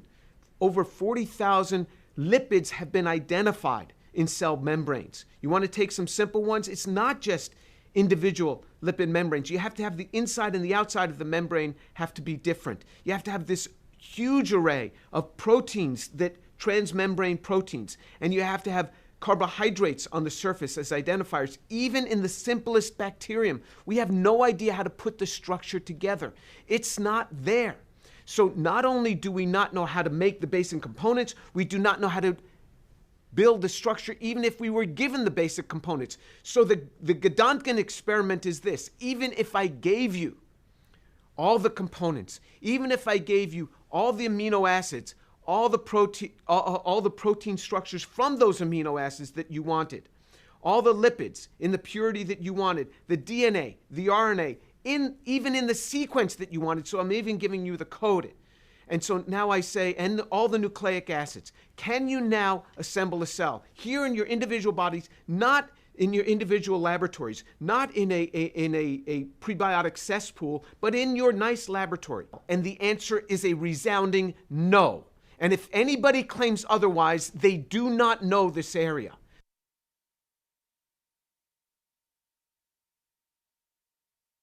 This is how far the misunderstanding has gone. Even science professors, even biology professors, think that there is a near building of life, that we understand all the ways to build life. We do not. Not only have none of the molecules been made ab initio under prebiotic-like conditions to make the homochiral molecules that are made. Remember, we need 4 classes of molecules. We need the nucleic acids, and then the homochiral systems that for the amino acids, which then need to be built up into protein structures. We need the carbohydrates, which have to be built up into the polycarbohydrate structures. And then we need the lipids, which also are chiral. All of these we need in homochiral form. We don't know how to do this in any prebiotic type scenario at all. These have not been made. And then to assemble these into a cell, it's never been done. So there's a gross misunderstanding. And this misunderstanding has come because of the projections of those who work in the area of origin of life. They do one little thing and then they extrapolate it, and then they work with the press to ramp it up even more, and they project as if they really know it. And so the layperson reads this and says, you see, scientists understand. And then it's not just the layperson. Scientists think that other scientists understand all of this, but they do not. So this is a cell. What is the origin of life? How do you get a cell like this? What is the origin of something like this? This is an amazing machine. A cell is an amazing machine. It's not just a blob of protoplasm. Every day it gets harder to have the origin of life, to come up with a scenario, because the origin of life becomes more and more complex every day. A cell is a factory. It has the lipid bilayer, which is extremely selective to let certain things in and not other things. It has all of this substructure in here, these little areas where energy is made in here. It has these microtubules which can form so you can move matter from point A to point B. If you go to a factory, what you see is these overhead hanging machines that are moving materials from point A to point B. In these systems. And the way they do this is they build these racks. But same thing happens in a cell. You get these microtubules to move material from point A to point B. And then as soon as the material is done moving, the microtubule breaks down and then assembles some other place. You say, well, why doesn't it leave it there? Because then the cell would become too rigid. So it just rebuilds it. It's just amazing factory what's happening in a cell. This is what we have to make. If we want to have origin of life, you got to start here. You don't start here. You start with a single cell. Just build a single cell. That's what we have to do in origin of life. Nobody has ever done this. If you've been taught that simple forms of life have been made, that is a lie that you are believing. Somebody told you a lie. That has never been done. Next slide. Organisms care about life. Molecules don't care. Chemistry, on the contrary, is utterly indifferent to life. Without a biologically derived entity acting upon them, molecules have never been shown to evolve toward life. Never. Molecules don't care about life. They don't know anything about moving toward life. They have no brain. Organisms want to move toward life and keep life going. Molecules don't care about life. Nobody has ever seen molecules assemble toward life. Never. It doesn't happen without a biological entity working on them. I asked all my colleagues, can you show me an example of this? Of molecules moving toward order, moving toward an ordered system where you have a non-regular assembly. Regular assembly is like A or AB. That you can get pure thermodynamic assembly. But non-ordered assembly is a non-regular pattern. That's what you have in DNA. We know from computer science you have to have non-regular patterns in order to have complexity for living systems. And I asked my colleagues, do you have any example of molecules without a biological entity acting upon them, moving to give an ordered assembly that is a non-regular pattern? And they sent me papers where chemists have taken molecules and assembled them in that way. I said, non-biological entity. You can't have a human doing this. Molecules don't move toward life. Well, even if you want to have molecules move toward life and you have human beings working upon them, can the human beings do it? And the answer is no. Next slide. So almost every chemical synthesis experiment in origin of life research can be summed up by a protocol analogous to this. They purchase chemicals generally in high purity from a chemical company. All right, so that's what they do. They first purchase the chemicals. They mix those chemicals together in water in high concentrations in a specific order under some set of carefully devised conditions in a modern lab. Then they can obtain a mixture of compounds that have a resemblance to one or more of the basic 4 classes of chemicals needed for life. So what you need for life is you need carbohydrates, nucleic acids, amino acids, and lipids. That's what we know. All life we know composes those 4 building blocks. So they try to make those 4 building blocks. Then they publish a paper making bold assertions about origin of life from these functionless crude mixtures of stereochemically scrambled intermediates, much like Miller did in 1952. Nothing has changed in 66 years. Nothing. Nothing's changed. Exactly where we were in 1952 is exactly where we have remained. Think about what's been done in science in the past 60 years. Think about how we have now satellite connectivity. Remember, in 1952, there had never been a satellite. Now we have satellite connectivity. We have cell phones. We have structure of DNA. We can manipulate DNA structure. Nothing has changed in origin of life studies in 66 years. That's important to realize. Then you engage with the ever gullible press to dial up the knob of unjustified extrapolations. Watch the mesmerized layperson exclaim, "You see, scientists understand how life formed." Then you encourage a generation of science textbook writers to make colorful, deceptive cartoons of raw chemicals assembling from cells which then emerge as slithering creatures from a prehistoric pond. That is exactly what is done every one of their experiments. Evolution is a fact. It's documented by science. Right, how did that happen? I told you we don't know. Believe these things because they're facts proved by evidence. Evolution is also a demonstrated fact. So you have no idea how it started? No, nor has anybody. Nor has anyone else. What do you think is the possibility that intelligent design might turn out to be the answer to some issues in genetics or in evolution? It could come about in the following way. It could be that at some earlier time, somewhere in the universe, a civilization evolved by probably some kind of Darwinian means to a very, very high level of technology and designed a form of life that they seeded onto perhaps this planet. Now, that is a possibility and an intriguing possibility. And I suppose it's possible that you might find evidence for that if you look at the details of biochemistry, molecular biology. You might find a signature of some sort of designer. Wait a second. Richard Dawkins thought intelligent design might be a legitimate pursuit? And that designer could well be a higher intelligence from elsewhere in the universe. Well, but that higher intelligence would itself have had to have come about by some explicable or ultimately explicable process. It couldn't have just jumped into existence spontaneously. That's the point. So Professor Dawkins was not against intelligent design, just certain types of designers, such as God. Many people are extremely illogical. Of course, and this is where Ancient Aliens enters the picture. Coming from an academic like Richard Dawkins. He's like the main spokesperson for evolution these days. Which means if that's the main view of evolution, that's what's making it into the textbooks. And of course, that's what we are being indoctrinated with on a regular basis on primetime television. You know, Ancient Aliens is just one of many shows out there putting forth that idea. So, you know, as I'm going through all this stuff and the question is popping in my head, look, are we going to trust science or the Bible? 46% of Americans believe the story of Genesis is true. So I just want... It's amazing. It's astonishing. I know, that the world was created in 6 days. So are you urging people to give up on the idea of creationism? Oh, yeah. Please. The amazing thing is that every atom in your body came from a star that exploded. And the atoms in your left hand probably came from a different star than your right hand.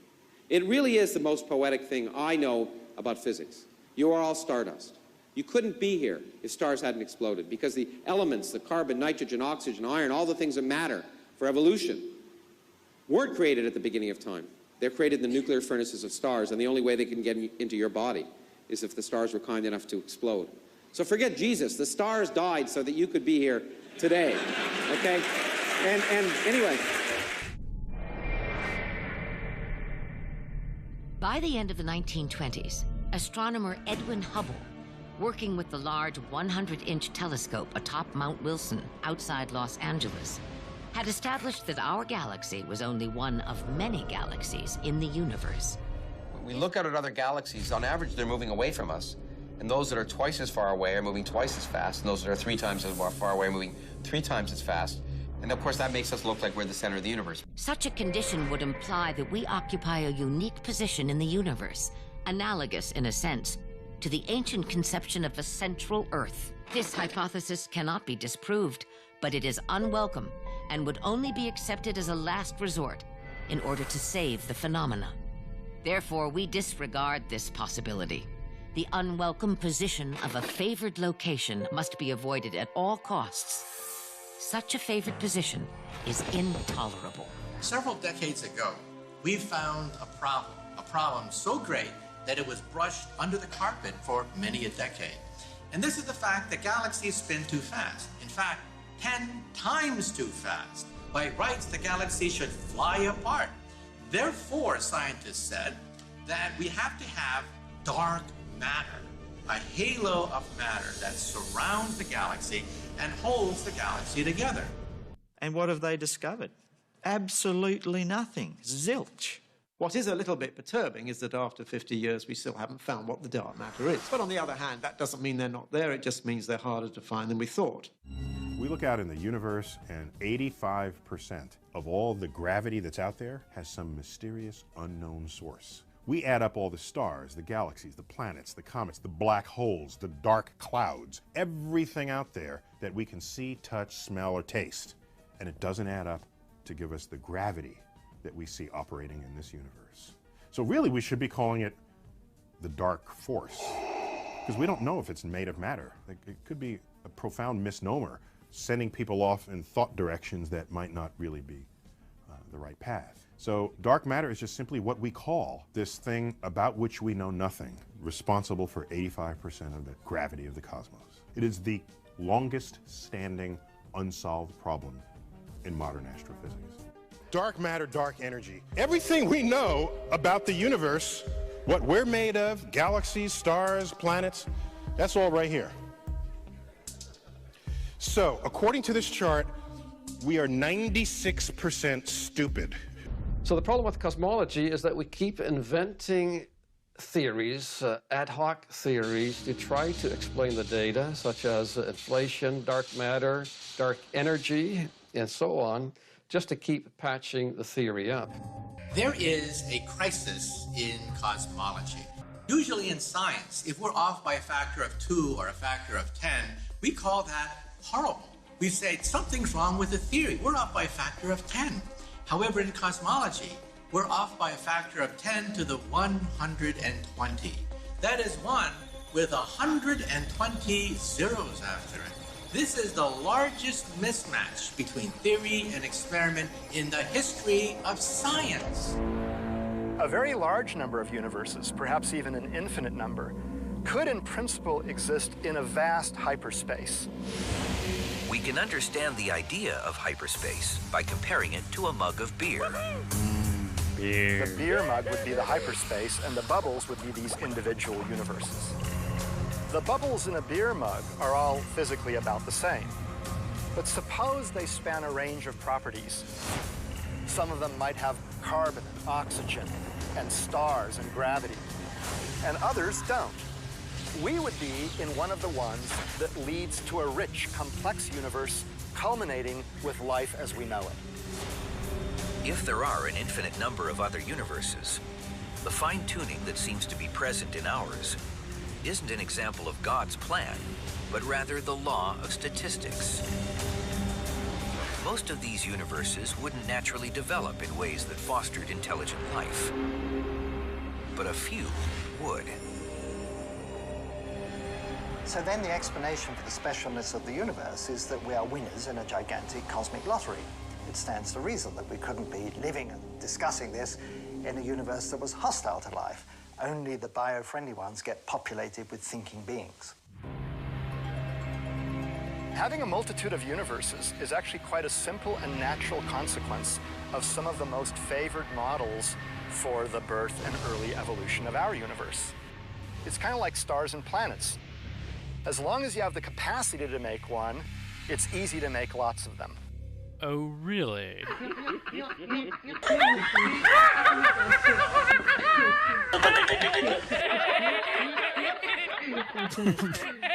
Wow! Beer mug hyperspace multi-bubble verse. Really? Beer. Seriously? They're farting out beer bubble universes. Okay? That's what they're doing. Hey, I got an idea. Yep. Multi-beer bubble universe. And they call that science. And they make fun of us? Really? Yeah, I'm not going to take that from them anymore. I'm not going to sit here and let people who think they came from monkeys out of a beer bubble universe ridicule me for looking into what I'm looking into and considering, you know, a possibility. If you guys can think about beer bubble universes, then I can think about a snow globe. Fair enough? Okay, let's move on.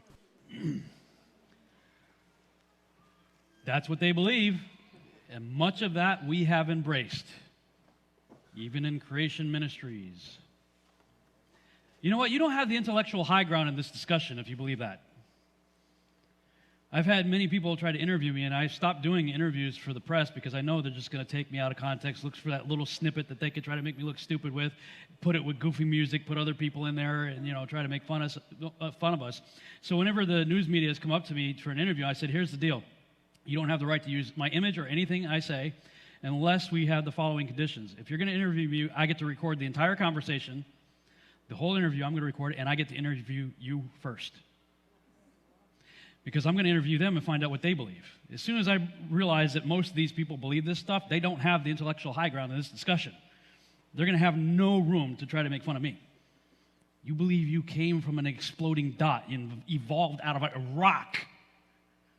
And your smartest guys are telling you that we are off by 10 to the 120th power when it comes to our understanding of the cosmos. We are 96% stupid.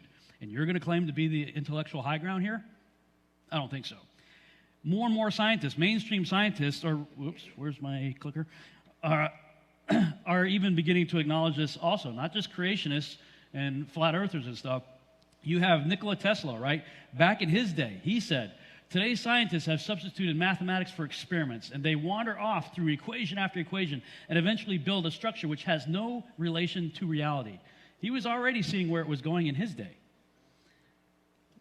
About maybe 50 to 100 years or so before that, you had this guy here, Samuel Rowbotham, advocating for a more zetetic form of science, zetetic meaning investigation, proceeding with investigation and inquiry, doing tests. He said the whole system of Newtonian astronomy taken together constitutes a most monstrous absurdity.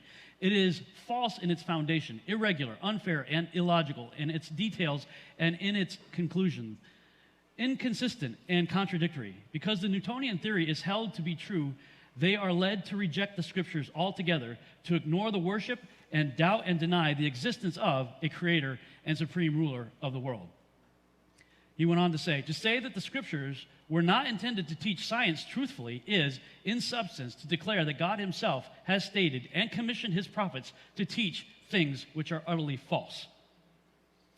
That's some powerful statements right there. Mainstream, this is April of this year, April 30th. Article came out, mainstream scientists saying cosmology has some big problems. The field relies on a conceptual framework that has trouble accounting for new observations. Let me see if I can move forward in my notes here. He says, modern science is in serious need of a reboot. Compounding this problem, most observations of the universe occur experimentally and indirectly. Today's space telescopes provide no direct view of anything. They produce measurements through an interplay of theoretical predictions and pliable parameters in which the model is involved every step of the way. The framework literally frames the problem. It determines where and how to observe. And so, despite the advanced technologies and methods involved, the profound limitations to the endeavor also increase the risk of being led astray by the kind of assumptions that cannot be calculated. That's the individual there that said that. He went on to say, a key piece of the Big Bang paradigm was criticized by one of the theory's original proponents for having become indefensible as a scientific theory. Why? Because inflation theory relies on ad hoc contrivances to accommodate almost any data, and because its proposed physical field is not based on anything with empirical justification. This is probably because a crucial function of inflation is to bridge the transition from an unknowable Big Bang to a physics we can recognize today. So, is it science or a convenient invention? He concludes his article by admitting, quote, in order to maintain a mathematically unified theory valid for the entire universe, we must accept that 95% of our cosmos is furnished by completely unknown elements and forces for which we have no empirical evidence whatsoever. Mainstream scientist taking an honest look at his profession. I'm going to just distill that down into this right here. I say, what is taught today as fact is really nothing more than unproven ad hoc theories based on presupposition derived from outlandish conjecture, which itself was contrived from sheer fantasy, all of which ends up beautifully illustrated by the hands of artists and published in textbooks as self-evident truth. That's exactly what science has turned into today, especially as it pertains to our cosmos and origins. So, when it comes to belief, here are our choices, ladies and gentlemen. In the beginning, God created the heavens and the earth, and he made us in his own image.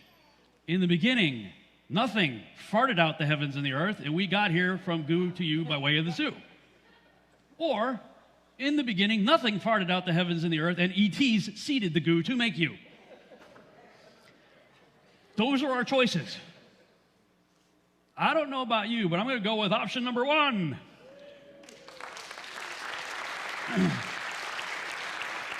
And I'm not going to try to bend option 1 to match that other stuff.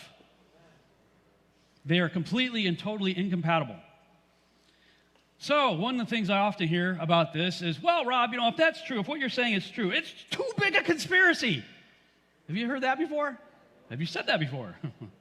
It's too big a conspiracy. No way. There's no way that that could continue, right? Well, okay, let's think about that. Is it really too big a conspiracy? Compartmentalization. Do you think a private knows what the sergeant knows in the military? You think the sergeant knows what the first lieutenant knows? The first lieutenant knows what the captain knows what the general knows? No, they know only what they need to know to do whatever they've been assigned to do. That's compartmentalization, right? Look into the Manhattan Project. If you want to really understand compartmentalization at work and hundreds of thousands of people being involved and tens of billions of dollars being involved, the vice president himself didn't even know what was going on. The person in the office next to you didn't know what you were doing, and you didn't know what he was doing. No problem. Compartmentalization. The mechanic doesn't know what the king knows. Start looking into some of this stuff right here. Learn about the Illuminati, Freemasons, the Vatican, Jesuits, Trilateral Commission, Bilderberg meetings, Bohemian Grove, Committee of 300, Council of 13, and just the tip of a very big iceberg, right, of control. Again, that's how compartmentalization works.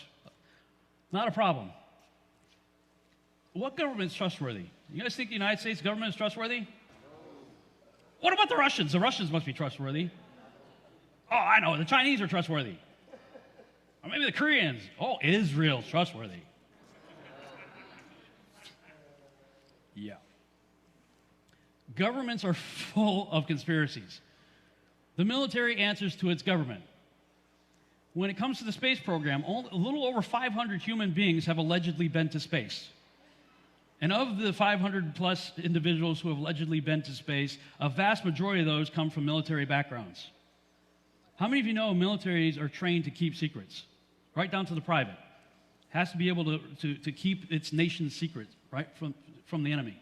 Right? So you already have people who have been trained, military trained, to keep secrets for a government that's anything but trustworthy. Then you also have, combined with that, many of the guys that are involved, not only are they in the military, but they're also in secret societies. Secret societies. You think they might have something to do with keeping secrets? Maybe. Just maybe. Space programs also answer to their government. All nations who signed the Antarctic Treaty are, in my opinion, suspect. Secret societies keep secrets, right? How many of the astronauts were Freemasons? Well, when I started looking into Freemasonry and what they might potentially believe and have to say concerning this issue, found something really interesting. Albert Pike is one of the recognized authorities in the Freemasonry world, was a prolific writer about Freemasonry. Chapter 1, talking about the apprentice in Freemasonry. You can look this up, freemasons-freemasonry.com. It's their own website, right? They're telling you this stuff. Right at the beginning of it says, the dimensions of the lodge, our brethren of the York Rite say, are unlimited, and it's covering no less than the canopy of heaven. To this object, the canopy of heaven, Scripture calls the firmament, they say the Mason's mind is continually directed, and thither the hopes at last to arrive by the aid of the theological ladder which Jacob in his vision saw ascending from earth to heaven, the three principal rounds of which are denominated faith, hope, and charity, and which admonish us to have faith in God, hope in immortality, and charity to all mankind. Accordingly, a ladder, sometimes with 9 rounds, is seen on the chart, resting at the bottom on the earth, its top in the clouds, the stars shining above it, and this is deemed to represent that mystic ladder which Jacob saw in his dream set up on the earth, and the top of it reaching to heaven, with the angels of God ascending and descending on it. The addition of the 3 principal rounds to the symbolism is wholly modern and incongruous. When they get down to the square and compass, the square is a right angle formed by 2 right lines. It is adapted only to a plane surface and belongs only to geometry, earth measurement, that trigonometry which deals with planes and with the earth, which the ancients supposed to be a plane. Did you guys get that? The compass describes circles and deals with spherical trigonometry, the science of the spheres and heavens. The former, therefore, is an emblem of what concerns the earth and the body, the latter of that what concerns the heavens and the soul. So they're telling you in their own iconography, in the structure of their Freemasonic lodges, that that's structured after the firmament, and the square and compass represents the plane earth. Coincidentally, many of our astronauts, were Freemasons. Maybe they were hiding something. Why was NASA completely run by high-degree Freemasons during the Apollo missions? Why were and are so many of the astronauts and others within NASA Freemasons? Could it be that they knew something and were/are therefore responsible for protecting the secret? Consider what Albert Pike had to say, what I just showed you right there in Morals and Dogma. In their own writings, they describe the ceiling as the canopy of heaven. To this object, the firmament, they say the Mason's mind is continually directed. They later say the square is a right angle formed by two right lines representing the plane earth. Right there. Okay, let's continue. Most are just doing their job and have no reason to question it. Oh, I've got a friend that works at NASA. Oh, congratulations. He builds stuff. Cool. Oh, I got another friend. He looks at a monitor and reads data. Awesome. They build stuff to put on something that goes on a launch pad with very few people are going to be involved with, that's going to launch and go who knows where. And by the way, they all lose contact with whatever they shoot up as soon as it goes over the Indian Ocean. Orion's over 100 miles up and going about 17,000 miles per hour. Just as it passes over the Indian Ocean, we lose communication.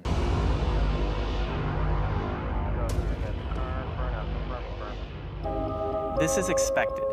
The communications link we have through satellites to Orion is momentarily lost. Why are you telling me that you lose contact, even today, with the stuff that you send up when it goes over the Indian Ocean? Could it be in that blackout time that somebody's switching something somewhere and feeding data to the people that are looking at the monitors? Maybe, I'm just suggesting, maybe that could be something like that. They build stuff, whoop-de-doo. They read data on computers, oh wow. They lose track over the Indian Ocean. The conspiracy of cosmology is no bigger than that of evolution. Is every teacher and everybody in on the conspiracy of evolution? No, they're just parroting what they've been taught themselves. As are so many other people with cosmology. It's the same thing, no different. And they put it in a textbook and nobody questions it. All right, then what's the motivation? Why would they lie? Well, I think this billboard says a lot. In science we trust. Freedom from religion. They got their prophets, right? Scientism is a religion. This is my theory. First, get people to doubt Yahuwah's word by destroying the very foundation of our Bible, Genesis, specifically the creation account. Number two, set up a new paradigm where God is out and science is in. Evolution removes Yahuwah from the equation. Number three, when evolution finally runs its course and becomes utterly bankrupt, introduce the idea of intelligent design, but deny the true designer his due credit and place it rather on ancient aliens. Number four, promote the ancient aliens theme as much as possible in all forms of media by perpetuating the concept of Earth as a tiny blue marble orbiting an average sun in an average galaxy among trillions of other galaxies in an ever-expanding universe. With so much potential for life to exist in such a vast expanse, the idea of alien scientists being our creators seems a lot more plausible over time and heavy indoctrination. And number five, the stage is set for our alien creators to return and bestow upon us their miracles, signs, and wonders in order to convince us all the more that all religions are false. When we put our trust in them, finally, when Christ does return, we are all convinced that he is the enemy and our united world gathers together to make war with him. I went to a conference, it was called the Contact in the Desert Conference out in California, and it was the who's who of the ancient aliens crowd. Everybody you've seen, the big hair guy, Giorgio, Eric Von Daniken, they were all there. It was a whole weekend of these guys talking about, the Anunnaki and who seeded our world, and they're coming back, and we've got to ascend, and we've got to be ready for them and all this stuff. And oh, by the way, they have an enemy we may have to help them to defend against. And there's a sense of urgency. They're saying this. They're saying that there's a real sense of urgency. The beings that they're in contact with in these alien abduction scenarios are saying, hey, people got to get ready. You got to embrace us. You got to be ready for us because we have an enemy and you're going to have to help fight. against him. What does Revelation say? The armies of the world are gathered together in the valley of Megiddo to make war with him who's coming on the horse. If 2% of what I heard at that conference is true, the church is woefully ill-prepared to deal with what's coming. How many of you know Scripture talks about a great falling away, an apostasy? I'll tell you, because most of these churches out there aren't talking about any of this stuff. When a mile-wide spaceship parks over the city, they're going to have no answers for it. And we've had the Catholic Church all along saying, yeah, you know what, evolution, I think that might be true. Oh, yeah, by the way, yeah, plurality of worlds. The church fathers, so-called church fathers, were talking about ideas of plurality of worlds. There could be other aliens out there. Well, if you open the door to the possibility of other life forms out there, did they fall too? Did they have an Adam and Eve that sinned and need a Savior? Did Christ have to die for them too? Or is it possible that they didn't fall? They didn't sin. Ooh, then we might have to learn something from them. I mean, you've got the Vatican saying, if ET shows up, we'll baptize them, ... if they need it. We could have something to learn from them. I'm telling you, something's coming, and what intrigues me about this topic that we're talking about this evening is it nullifies and obliterates all of it.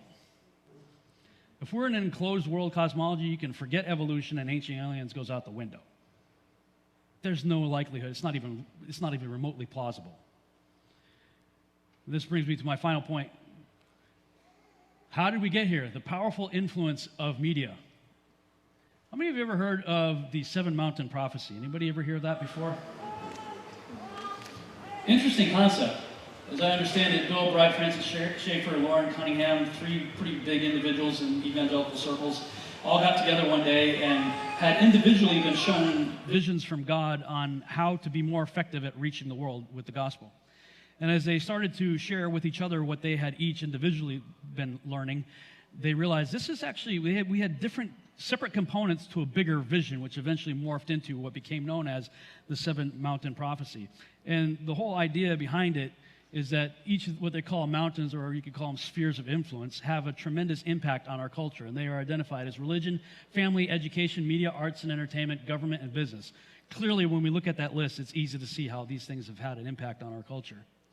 When I've looked at this, I realized, well, actually, the mountains of media, arts, and entertainment have had an influence even on the other mountains. And the enemy knows this and has been leveraging it and using it to his advantage for decades. How many of you know we just have an illusion of choice when it comes to media? A very few Luciferian run, I would say, corporations control all the media that we consume.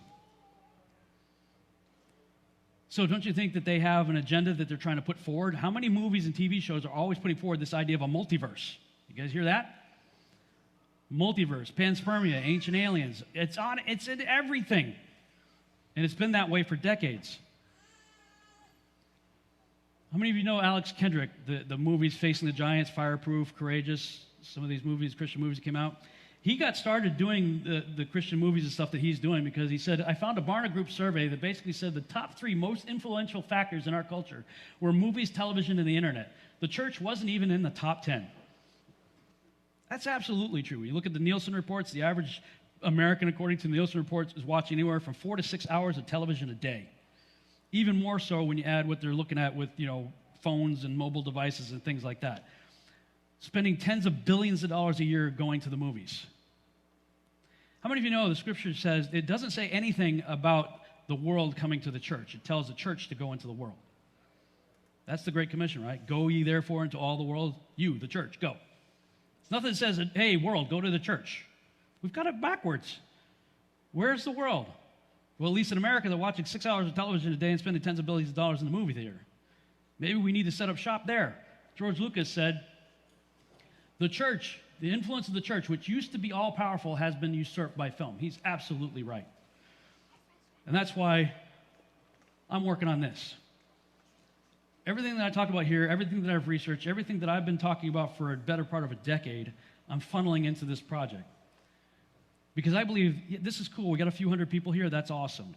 We do a YouTube channel, we get a few thousand hits maybe, get 100,000 subscribers, awesome. It pales in in comparison to what the devil's been doing with media for decades. To my knowledge, there's nothing out there in the mainstream that's even remotely trying to combat the ancient alien narrative.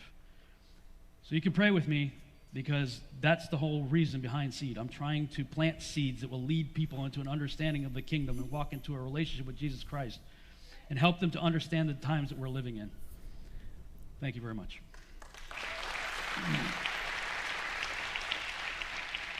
Thanks so much for watching. I hope you enjoyed this video presentation. If you did, please subscribe to my YouTube channel, like the video, and share it on your favorite social media sites. There's a lot more to come, so stay tuned, and we'll see you back next time. All right, that concludes that presentation. Thank you guys so much for watching. Thank you for the super chats. A lot of good interaction, looks like, in the chat room. Thank you guys all for joining us. A few people were asking me about my speaking schedule. I've actually been turning away invites to speak just because I've been so busy working on Seed, and I need to stay busy working on Seed. The few conferences that I have done are because people that I love and trust and have been with pretty much since the beginning, like Chris and Liz with the Take on the World, been there from the beginning. John Gabrielson when he was doing the Back to the Future conferences. Philip and Gina doing the Declaring the End from the Beginning conferences. Robbie Davidson, of course, with the Flat Earth International conferences. So, you know, these are regulars that I've been at for a number of years and will likely continue to do. But there is one conference that I just recently committed to just because I figured, well, I have time to do it. It's called Flattoberfest. That's this right here. And it's October 20th, and it's being held at the Firmament is the name of the place. So I thought that was kind of cool, in Greenville, South Carolina. So that's the next one. You can probably go online and look for information about that. I'm not sure if there's a website or anything out there, or even exactly who's putting it on, but that's one of the next ones that I'm going to be at. The Flattoberfest, October 20th, Greenville, South Carolina, and then of course the Flat Earth International Conference. It'll be here in Dallas in November. And so that's all the ones that I'll be attending and speaking at this year, and I'll be probably limiting the ones that I'll be doing next year. I used to have a calendar up. It's on my robschannel.com. If you go to robschannel.com, I think it's in the About Rob page. That I need to update it. I haven't done anything with it in a long time, but I probably should. So if you're looking for dates where I'm going to be or whatever, that would be the place to look, except again, I haven't updated it. So I just told you where the next ones are going to be, so hopefully I can see some of you guys there. And in the meantime, I will put up the other presentations. That the one you saw tonight is part 1 of 3 that I did at the Take on the World 2019 conference. So be on the lookout. Keep an eye on my YouTube channel or my Facebook page. I'll be editing the second one this week, and if I don't do it sometime during the week, I'll more than likely do it next Sunday. So we'll have another one of these live streams, and we'll do that. And then I'll have one more from the Take on the World conference. I'll get up part 3, and that will be that. All right. So thank you guys so much again for watching tonight. Appreciate you guys. Appreciate all the support. You know, I don't say it enough. I apologize for that. But for everybody that has prayed for us and everybody that has contributed financially, both toward the work that I do. I mean, this is what I do for a living, all right? I'm a content producer on my way to producing Seed. So anybody that's supported just our generic work, you know, I appreciate that. Thank you so much. We could not do it without you, especially since YouTube is hacking our income like way down. Like substantially. I mean, it was already hacked in half after the adpocalypse, and then it feels like it's been hacked in half again. I mean, it's a fraction of what YouTube used to bring in for us. So people who have supported us, you are keeping us alive, you're feeding us, keeping the lights on, and you know, all that. So I really appreciate it. And everybody that has supported the Seed Project, thank you so much. Again, can't do it without you. So, you know, a little bit, lot, whatever you've given, we appreciate it. Thank you. And yeah, I'll try to keep you guys up to date on that in the near future. I'm working with Justin Elms and Tony Martin on a video game. We're calling it Noah VR. So we're working feverishly right now to get some elements done, to put together a trailer to show you what we've, a little bit of, just a tiny bit of what we've done so far, but to give you an idea of what's in the works as far as the video game goes. My artist just sent me page 16 of 24 of the comic book, so we're cranking that out. Hope to have that wrapped up pretty soon. And in the meantime, you know, we're just raising funds as much as we can for the TV series. And interesting conversations I've been having lately with Morné Thuenson in South Africa, Cape Town, South Africa. He's trying to work with some special effects houses out there, some big people that have worked on stuff like, you know, Chappie, District 9, some pretty big movies out there, to put together probably about a 7 or 8 minute teaser. The teaser of episode 1 is like 2.5 pages, which would be, you know, under 3 minutes of actual screen time. But what we've done with the comic book is, like, the teaser starts off with the airplane crash. I mean, just this plane crashes, and that's where it starts. In the comic book, I backed up to the aerial dogfight that led to the crash. So I'm giving you quite a bit more information in the comic book than what you will see in the pilot episode. So what we're trying to do is see if, with the funds that we've raised already, if we can put together a 100% CGI but realistic looking version of that, using the comic book basically as a storyboard. So you know, keep us in your prayers in that regard. That's what's being worked on right now in the background. In the meantime, I've been able to do some substantial upgrades to my computer, which has desperately needed it. So that's where some of the funds have gone so far, and also buying some more CG assets and CGI creation tools like Character Creator 3, iClone 7, and a whole bunch of stuff related to that with motion capture and stuff like that. I mean, it's getting so good now that you can actually use your iPhone. They've got plugins for the iPhone that you can use your iPhone as your motion capture device, and it will, like, I don't even have to put any ping pong ball dots on my face or anything like that. It will just see what I'm doing, whatever my head's doing and my face is doing, and whatever I'm saying, and it will translate it to the characters. So this technology that's out now, on the one hand, it's really scary. On the other hand, it's pretty awesome for what we're trying to do at Seed. So yeah, that's what's going on in the background. That's why I haven't been around in a while. People, you know, where'd you go? How come you're not making videos? Well, I'm busy, crazy busy working on Seed. So in the meantime, I'll try to keep getting videos out as much as possible, keep putting out the content that I've talked about at the conferences, and keep you guys informed with what's going on with Seed. But once again, thank you for all your support. All right, guys, love you. We'll see you back next time.